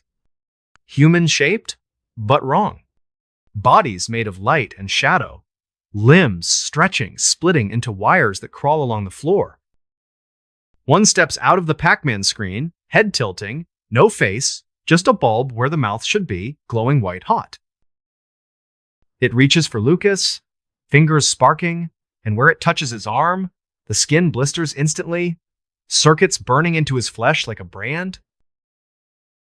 The floor splits. Tiles shattering, black oil gushing up, forming hands, dozens of them, grabbing his ankles, his wrists, pulling. The PA system screams, not words, just raw sound, pain given voice. Lucas fights, swings the UV light, and for a second, the figures recoil. Their forms glitch, flicker, like bad reception. He runs, cameras still recording, one strapped to his chest, showing the arcade behind him, the machines melting, screens bleeding, faces pressing against the glass from inside. He makes it to the parking lot, collapses, the mall's lights pulsing behind him like a heartbeat. But it's not over. That night, his apartment lights flicker at 1 a.m. His TV turns on, static, his face in the snow, screaming. His car, parked outside, headlights, strobe, forming eyes in the beams. He tries to leave town, but every road loops back to the mall. Is less than #0. 7 hash is greater than GPS glitches, street signs flicker, leading him in circles.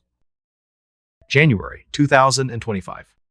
A new guard finds Lucas's GoPro in the arcade, still recording, battery impossible dead for weeks. The footage? It's him. Running. Screaming. But behind him, the lights aren't lights anymore. They're mouths. Hundreds of them, opening and closing, chanting in static. The final frame, Lucas's face, pressed against the camera lens from the inside. Eyes black, mouth open. But the sound, it's the mall's PA, whispering, "Stay forever." Riverwalk Mall is still open. Barely. A few stores, a dollar store, a vape shop, but at night, it's empty. The lights still flicker. Workers say the arcade gates open on their own. That sometimes at 1 a.m., you can hear the machines playing, even though they've been unplugged for years.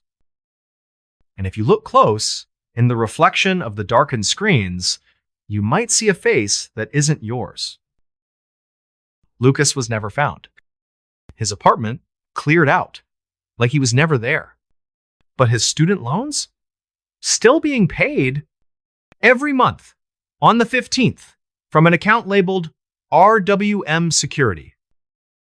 So if you're ever in Marion, Ohio, and you see Riverwalk Mall with its buzzing sign and cracked pavement, keep driving. Because some places, they don't just close at 9 p.m. Some places never let you leave. And if you're inside after hours and the lights start to strobe, don't look up. Don't look at the reflections. And whatever you do, don't answer. When they say your name, because the lights, they're always hungry. And tonight, they might be hungry for you. Story 9. All right, folks, brace yourselves for a story that'll make you question what the government really knows and hides from us. This one's about a classified file so explosive, so downright terrifying, that the FBI allegedly went to extreme lengths to bury it deep in the shadows. In the annals of American intelligence, whispers of a document detailing events too bizarre for public eyes have circulated for decades. It's strange, it's dark, and it's deeply mysterious. Like I always say, sometimes the truth is weirder than anything you could dream up. So, pull up a chair because I'm about to tell you the story of the file the FBI tried to erase. It all traces back to the late 1940 seconds in the dusty archives of the FBI's Washington headquarters, where Agent Harlan Reeves, a no-nonsense investigator fresh from World War II, was assigned to a routine case. Reeves was tasked with reviewing declassified wartime documents for potential national security threats. Amid stacks of mundane reports on espionage and sabotage, he stumbled upon a sealed folder marked Project Echo, a thick dossier stamped with Eyes Only, and dated 1947. The file wasn't on any official index. It had been slipped into a misfiled box as if someone wanted it forgotten. Curious, Reeves cracked it open in a secure vault. What he found chilled him. Eyewitness accounts from Roswell, New Mexico, but not the weather balloon story the public knew. The file detailed a crash-landed craft, not human tech, with bodies recovered that were small, gray, with oversized heads and no visible orifices. Attached were photos, charred debris with strange hieroglyphs, autopsies showing non-terrestrial physiology, and memos from high-level officials debating cover-ups. One memo, signed by J. Edgar Hoover himself, ordered, "Erase all traces. This never happened." Reeves, skeptical but shaken, photocopied key pages before resealing the file. Days later, his office was ransacked, superiors questioned his overzealousness, and he was transferred to a dead-end post in Alaska. Reeves kept quiet for years, but in the 1970 seconds, as FOIA requests flooded the FBI, he anonymously leaked excerpts to a journalist, Walter Klein. Klein published a bombshell article in an obscure newsletter, claiming Project Echo proved extraterrestrial contact and a massive conspiracy. The backlash was swift. Klein's home was burgled, his notes stolen, and he was labeled a crank. The FBI denied the file's existence, calling it a hoax, but whistleblowers emerged. A retired agent swore he'd seen the bodies in a secure facility, and a Roswell coroner described non-human remains shipped to D.C. In 1980, during a congressional hearing on UFOs, questions about Project Echo were shut down, with officials citing national security. Here's where it gets darker. Leaked pages mentioned echo effects, witnesses hearing voices post-crash describing visitations from the entities, and tech anomalies like malfunctioning radios broadcasting alien languages.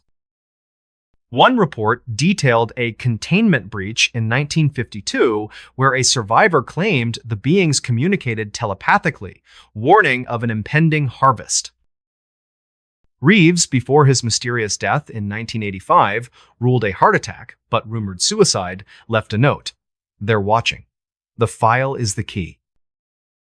In the digital age, hackers claim to access redacted FBI servers, finding digital ghosts of Project Echo corrupted files with symbols matching Roswell debris. A 2010 seconds WikiLeaks dump included fragments, but they vanished hours later. Conspiracy circles point to Majestic 1-2, a supposed shadow group erasing evidence, while skeptics say it's disinformation to distract from real threats. To this day, Project Echo remains erased. No official file exists in FBI archives. But if you dig too deep into UFO lore and start hearing whispers on your radio, stop. Because some files aren't just hidden, they're protected by things that don't want to be found. And that's the story of the file the FBI tried to erase. Strange, dark, and mysterious, just like I promised. Harlan Reeves wasn't just any agent, he'd interrogated Nazis on occult projects, making him primed for the unbelievable. The file's photos weren't grainy fakes. They showed precise engineering, metals lighter than aluminum, yet indestructible. Autopsy notes described beings with fluid-like blood that defied biology, and one memo warned of psychic residue causing hallucinations in handlers.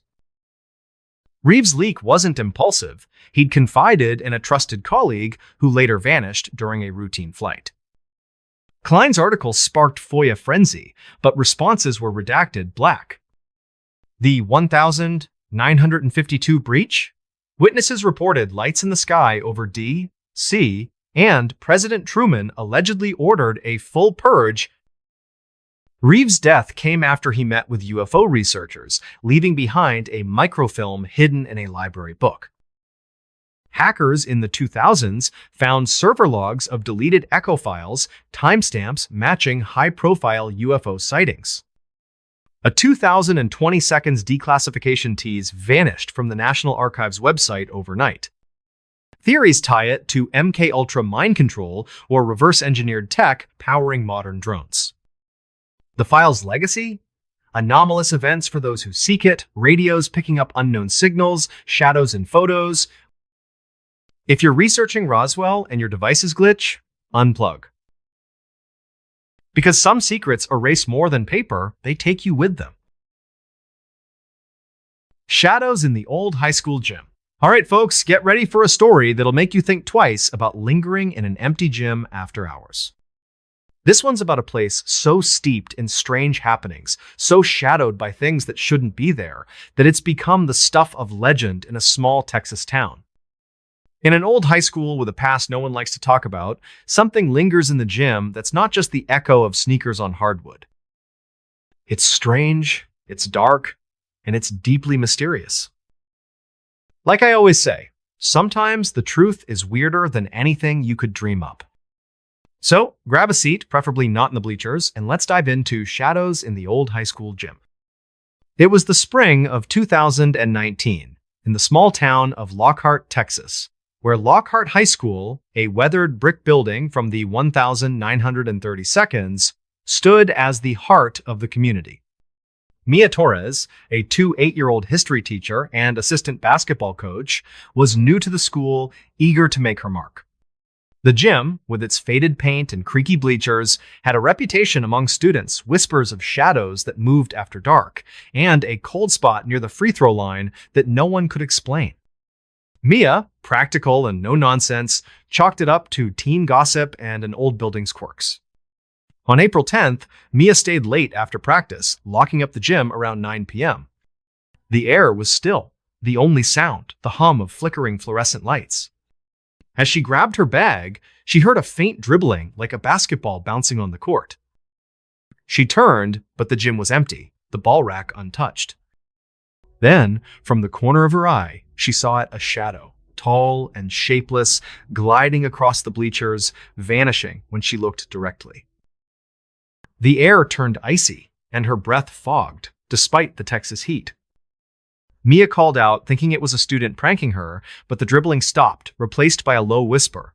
Stay, play. Her keys, left on the bench, slid to the floor with no one near them. Heart racing, she grabbed her things and bolted, but as she locked the door, she swore she saw a figure in the gym's window, standing at center court, its head tilted unnaturally. The next day, Mia confided in the janitor, Carlos, a 60-year-old who'd worked at the school for decades. His face paled, and he admitted the gym had always been wrong. He told her about a 1957 fire that gutted the gym, killing a student, Tommy Grayson, a star player who'd been practicing late. The official report blamed faulty wiring, but rumors swirled of screams heard long after the flames were doused. Carlos said students in the 80 seconds saw shadows, and a coach in the 90 seconds quit after hearing his name whispered during a game. Mia dug into the school's archives. She found a 1957 yearbook with Tommy's photo smiling, holding a basketball, standing exactly where she'd seen the figure. A newspaper clipping described the fire, noting odd details. The ball rack was untouched, and a burned sneaker was found at midcourt, perfectly intact. A 2000s Reddit thread mentioned a Lockhart student seeing a shadow dribbling a ball that wasn't there, always at night. The weirdness escalated. During practice, basketballs rolled off the rack, stopping in perfect lines. The scoreboard flickered, displaying 57 repeatedly, even when unplugged. Students reported feeling watched, and one player, Jake, swore he saw a shadow mimic his layup, moving faster than humanly possible. At night, Mia's classroom, near the gym, would fill with the smell of smoke, though nothing burned. Desperate, Mia contacted a local historian, Ellen Ruiz, who uncovered more. The gym was built over an older structure, a 1,920 seconds community hall where a tragic basketball game collapse killed 3 players. Ellen found a 1,957 police report. The fire's cause was never confirmed, and a witness saw a figure in the gym windows as it burned. Locals believe Tommy's spirit was trapped, tied to the court he loved. One night, Mia stayed late, determined to confront it. At 9 p.m., the dribbling started again, louder, and the shadow appeared, taller this time, its edges sharp. She spoke, asking, "Tommy, what do you want?" The lights went out, and a ball rolled to her feet, cold to the touch. A whisper echoed, "Play with us." She ran, but her phone later showed a photo she didn't take, a blurry figure dribbling, its eyes glowing. Mia requested a transfer in 2020, but the gym's strangeness persisted. Students reported shadows during games, and a 2024 janitor found a basketball with Tommy scratched into it, hidden under the bleachers. Locals called the gym the Shadow Court, and some say it's not just Tommy, other players from the past are there too. To this day, Lockhart High's gym is still in use, but coaches avoid late practices. If you're alone and hear a ball bouncing at night, don't look. Because some shadows don't just watch, they want to play. Mia wasn't just practical, she was a stickler for logic, dismissing ghost stories as small-town exaggerations, though the gym's heavy air made her uneasy from day one. The court's faded lines seemed to shift under certain lights, and the bleachers creaked even when empty.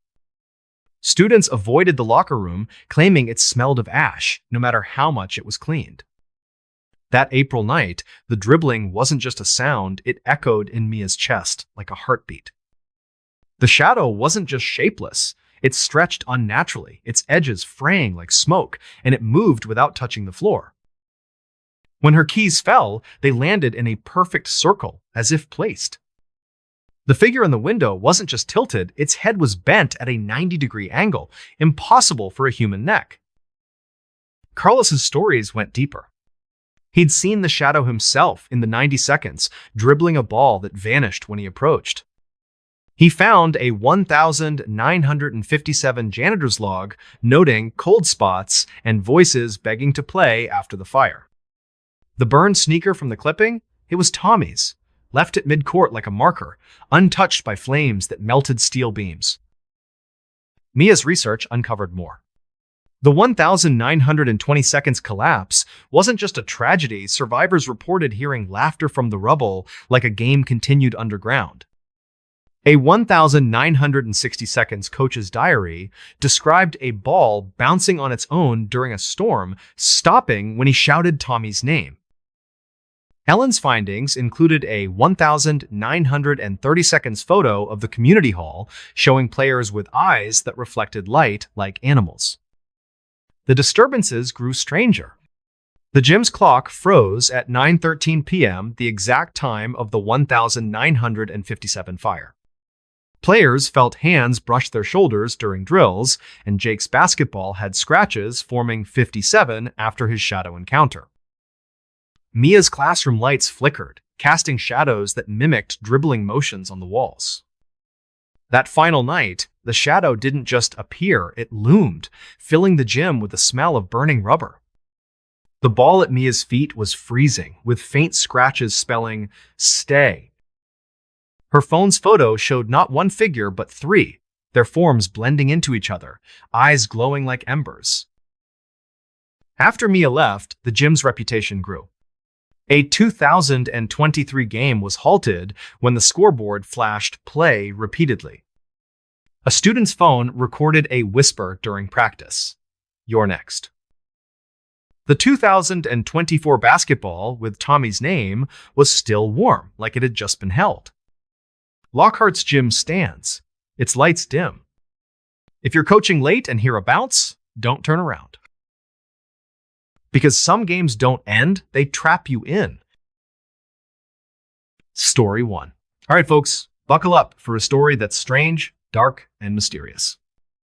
This one comes from the quiet corners of a small college town in Virginia, where the line between campus legend and chilling reality blurs into something you can't quite shake. Like I always say, sometimes the truth, or at least the stories that feel too real to ignore, hits harder than any nightmare. So, if you're listening to this late at night, maybe double check your doors and windows, because today, I'm telling you the tale of the cursed dormitory of Willow Creek College. Picture this. It's the fall semester of 2022, and Willow Creek College, a modest liberal arts school tucked away in the rolling hills of rural Virginia, welcomes its latest batch of wide-eyed freshmen. The campus is idyllic on the surface, with ancient oak trees casting long shadows over brick buildings that date back to the 1882nd. But there's one spot that stands out, not for its charm, but for the way it makes your skin crawl. Hawthorne Hall. This ivy-cloaked dormitory, with its narrow hallways and creaking wooden floors, has been housing students for over a century. Yet, among the locals and alumni, it's whispered about as the Spiral Hall, a place where the past doesn't just linger, it reaches out and grabs you. Our story centers on Emma Caldwell, a 19-year-old anthropology major from a sleepy suburb in Ohio. Emma wasn't your typical freshman. She was a die-hard skeptic, the kind who'd spent her high school years running a blog called Mythbusters Anonymous, where she'd dissect urban legends, ghost stories, and conspiracy theories with cold, hard logic. Ghosts? Please? She'd scoff. It's all psychology and bad wiring. So when she got assigned to room 312 on the third floor of Hawthorne Hall, she dismissed the warnings from upperclassmen as nothing more than hazing pranks. Oh, the dorm's haunted? Sure, and the cafeteria serves gourmet meals. She'd joke with her new roommate, Sophie, a bubbly art student from California. But from the moment Emma stepped into Hawthorne, something felt off. The air inside was thicker, almost resistant, like walking through invisible cobwebs. The hallways carried a faint, antiseptic smell, reminiscent of an old hospital that no amount of air freshener could mask. And the third floor? It was always colder, even on warm September days, as if the building itself was exhaling a perpetual chill. Students avoided lingering there after dark, claiming the lights flickered without reason and shadows seemed to stretch longer than they should. Emma chalked it up to poor insulation and overactive imaginations. That is, until the night of September 15th. It was around midnight, and Emma was alone in her room, buried in textbooks for an upcoming anthropology exam on ancient symbols and rituals. Sophie was out at a frat party, leaving the dorm eerily quiet. The only sounds were the occasional creak of settling wood and the distant hum of crickets outside. Emma had her desk lamp on, casting a warm glow over her notes when she first heard it. A faint scratching noise. It started soft, like nails lightly dragging across a wooden surface, coming from inside her closet. She paused, pen in hand, and listened. Scratch, scratch, scratch. It had a rhythm, almost like a heartbeat pulsing through the walls. Rats, maybe? Emma muttered to herself, trying to stay rational. She got up, heart pounding a little harder than she'd admit, and yanked open the closet door. Inside, it was just her clothes hanging neatly, a few boxes of unpacked stuff on the floor, nothing out of the ordinary. But as she scanned the back wall with her phone's flashlight, her breath caught. Etched into the wood, faint but unmistakable, was a carving, a spiral shape swirling inward with a single eye at its center. It looked old, weathered, like it had been there for years. Emma reached out to touch it, and that's when her desk lamp flickered once, twice, plunging the room into momentary darkness. In that split second, a whisper cut through the air, clear and intimate, as if spoken right into her ear. Emma, stay. She spun around, adrenaline surging, but the room was empty. The lamp steadied, and the scratching stopped. Shaken but determined not to freak out, Emma slammed the closet door and grabbed her phone to text Sophie. No reply party must be loud. Instead, she called her resident advisor, Lucas, a laid-back junior majoring in history. He showed up a few minutes later, rubbing sleep from his eyes, and listened to her story with a half smile. "Yeah, Hawthorne's got a rep," he admitted, shining his own flashlight into the closet. "That symbol? It's been here forever. But hey, it's just old graffiti. Don't let it mess with your head." Pressed for more, Lucas relented. He told her about Clara Vance, a student from the 1972nd who'd lived in room 312. Clara was an art major, obsessed with esoteric symbols, and one night in October 1973, she vanished without a trace. Her door was locked from the inside, her window sealed shut, no signs of forced entry or exit. All that was left was her journal, filled with frantic sketches of that same spiral eye motif. The official police report called it a runaway case, maybe stress from school. But locals? They whispered that Clara had been taken by the dorm. Some even claimed to have seen her shadow in the mirror late at night, her eyes wide and pleading. Emma, ever the investigator, couldn't let it go. The next day, she headed to the college library's archives, a dusty basement room lined with yellowed newspapers and forgotten tomes. Digging through microfilm, she found a 1973 clipping from the Willow Creek Gazette, "Student missing from locked dorm room." It detailed how Clara's roommates heard scratching from her closet the night before she disappeared, and how the air in 312 had turned icy cold. Deeper in the stacks, Emma uncovered a student zine from the 1982nd titled Campus Shadows, which recounted whispers in Hawthorne and sightings of a thin, shadowy figure lurking in the third-floor mirrors after midnight. Then, on a whim, she searched Reddit. A thread from 2010 popped up. "Anyone else hear voices in Hawthorne Hall?" is less than #0. 5# is greater than a user claiming to be a former freshman described hearing their name whispered from the closet at exactly 1 a.m., always accompanied by that pulsing scratch. As the days turned into weeks, the weirdness escalated. One morning, Sophie woke up screaming her art books, usually stacked haphazardly, were arranged on the floor in a perfect spiral, pages open to illustrations of ancient occult symbols. The girls hadn't touched them. That same week, the hallway lights on the third floor began dimming precisely at 1 a.m., casting the corridor in an unnatural gloom.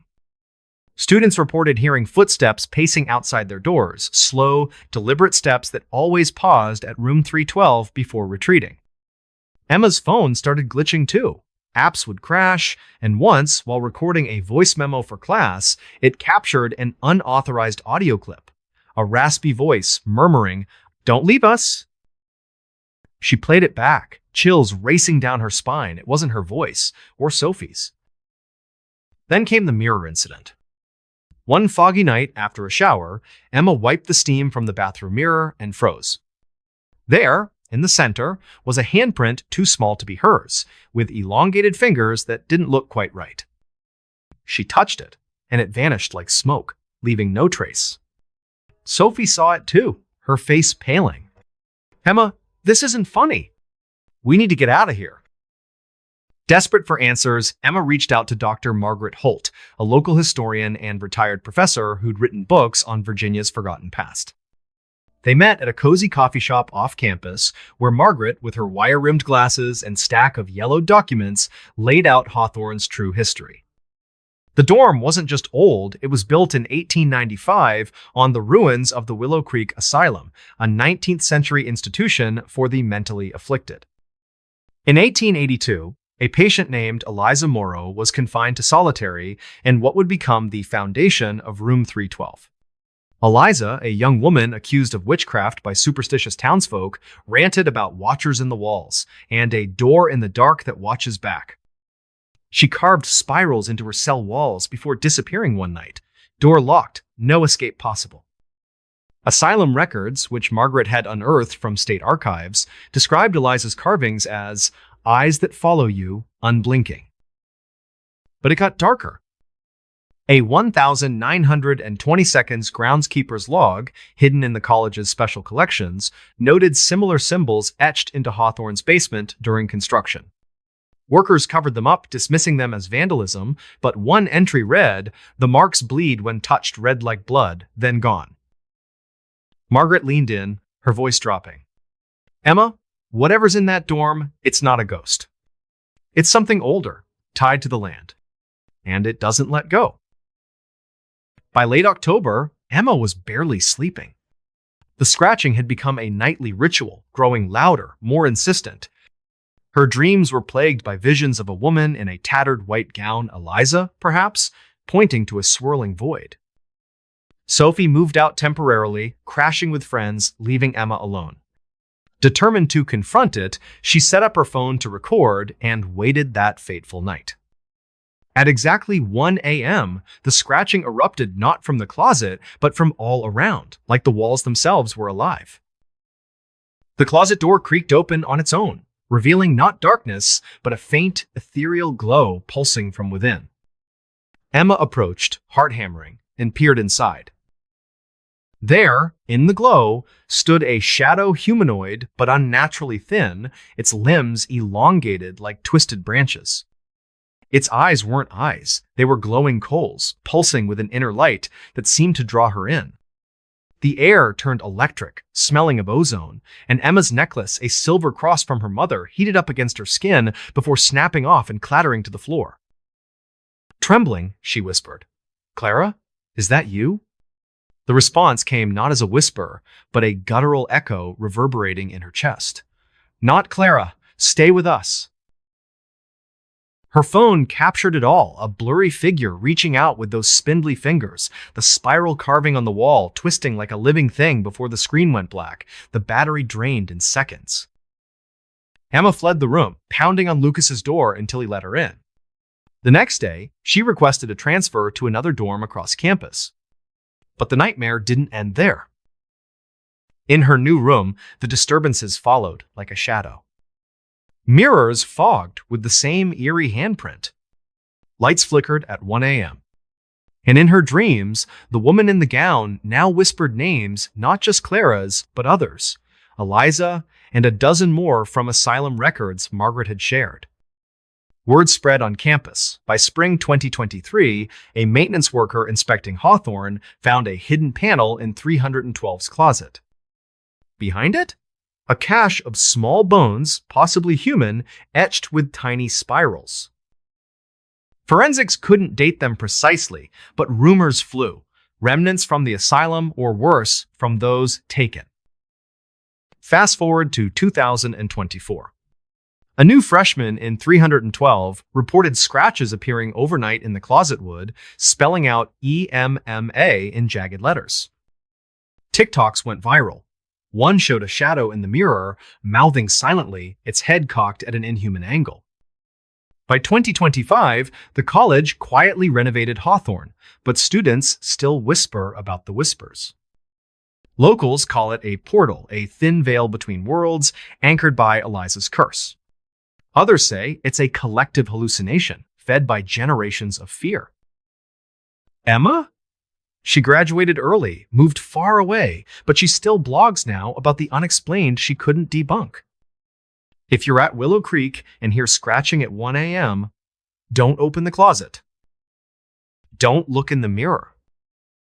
And whatever you do, don't stay. Because some places don't just house you, they claim you forever. And that's the strange, dark, and mysterious story of the cursed dormitory of Willow Creek College. If you've got your own eerie tale, drop it in the comments. But remember, sometimes the shadows listen back. Story 2. All right, folks, buckle up, because this one's going to crawl under your skin and stay there. We're heading to a forgotten corner of Kentucky, to a house that doesn't just sit on its land, it digests it. Locals call it the Old Grayson Manor, but the name on the rusted gate is only half the story. The other half is whispered in the creak of every floorboard, a sound that never quite stops, even when no one's walking. So pull your chair closer to the fire, but maybe keep one foot on the floor just to be sure it's still your floor. Because tonight, I'm telling you what really happened to Olivia Reed inside the house that eats people. Spring 2024, Ashwood, Kentucky, population 412, give or take the ones who've vanished. The town clings to the edge of the Daniel Boone National Forest like a scab that won't heal. And at the end of a gravel road that hasn't been graded since the Carter administration sits the old Grayson Manor. Built in 1852 by Jeremiah Grayson, a cotton baron who made his fortune on the backs of enslaved people and lost his mind chasing something older than money. The house is 3 stories of sagging brick, widow's walks, and porches that lean like drunks. Vines don't just grow up the walls, they burrow into the mortar, thick as pythons. Windows are shattered teeth in a screaming mouth. And the front door? It's swollen shut, warped by decades of humidity or something pushing from the inside. Olivia Reed rolled into town on April 9th in a dented Subaru with paranormal proof stenciled on the back window.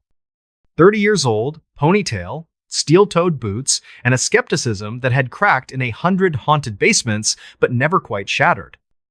She'd built a modest TikTok following nothing crazy, 80K followers posting EVPs and thermal hits from abandoned asylums and Civil War battlefields. But this trip wasn't for content. A week earlier, a grainy 15-second clip had blown up. Night vision of the manor's foyer, floorboards flexing like lungs, and a child's voice whispering, "Come play," from the wood grain itself. The poster's account vanished 12 hours later. Olivia smelled a hoax, but she also smelled a story. She checked into the Ashwood Motor Lodge, a cinder block relic with a neon vacancy sign that flickered like a dying heartbeat. The clerk, a woman named Darlene with a smoker's rasp, slid the key across the counter and didn't blink when Olivia asked about the manor. "Floorboards talk," Darlene said, tapping ash into a Folgers can. "Always have. My grandma lost a cousin in there in '52. Found her shoes on the porch, nothing else." Olivia laughed it off, but the laugh didn't reach her eyes. April 10th, 11:47 p.m. Olivia parked a quarter-mile away and hiked in with a Pelican case full of gear, full-spectrum cam, REM pod, spirit box, and a digital recorder that could pick up a gnat's fart at 50 yards. The forest was wrong. No cricket chirps, no frog croaks, just the wet rustle of leaves that sounded too much like breathing. She reached the manor and wedged a crowbar into the front door. The wood resisted, then gave with a sigh that smelled of iron and wet earth. Inside, moonlight speared through broken windows, painting the foyer in silver slashes. Dust hung in the air like fog, undisturbed for decades. And the floorboards? They were warm. She set up in the grand foyer, beneath a chandelier that dangled by one chain, crystals ticking like wind chimes in a morgue. REM pod on the stairs, camera on a tripod aimed at the hallway, recorder rolling. Midnight came and went, nothing. Just the house settling, or so she told herself. Then, at 12:03, the first creak. Not a footstep, more like a groan, deep in the wood, traveling the length of the foyer and stopping directly under her boots. The REM pod screamed red. The recorder caught it.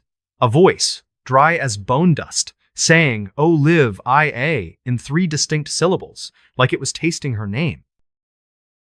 She froze. The temperature plummeted, her phone's thermometer app dropped from 68 to 41 inches 6 seconds. Her breath plumed. And the camera?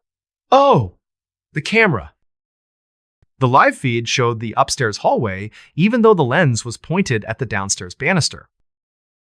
A figure stood at the far end, tall, gaunt, arms too long, dragging its knuckles across the floorboards. Where its eyes should have been were just smooth stretches of skin, but it tilted its head like it saw her anyway. Then it smiled, and the smile kept going, splitting past the cheeks, past the ears, until the bottom half of its face was just teeth and shadow. Olivia bolted upright, heart jackhammering. The figure vanished, but the creaking didn't. It followed her, step for step, as she climbed the stairs. Each tread bowed under her weight like flesh, warm and pulsing. At the top, the hallway stretched wrong, longer than the house's footprint, walls breathing in and out. Scratches marred the plaster, fresh and glistening. Staywithus, the letters oozing a black sap that smelled of pennies and rot. She swung her flashlight into the master bedroom. A floor-to-ceiling mirror, spiderwebbed with cracks, reflected not her but a crowd. Dozens of faces pressed against the glass from the inside, mouths moving in perfect sync.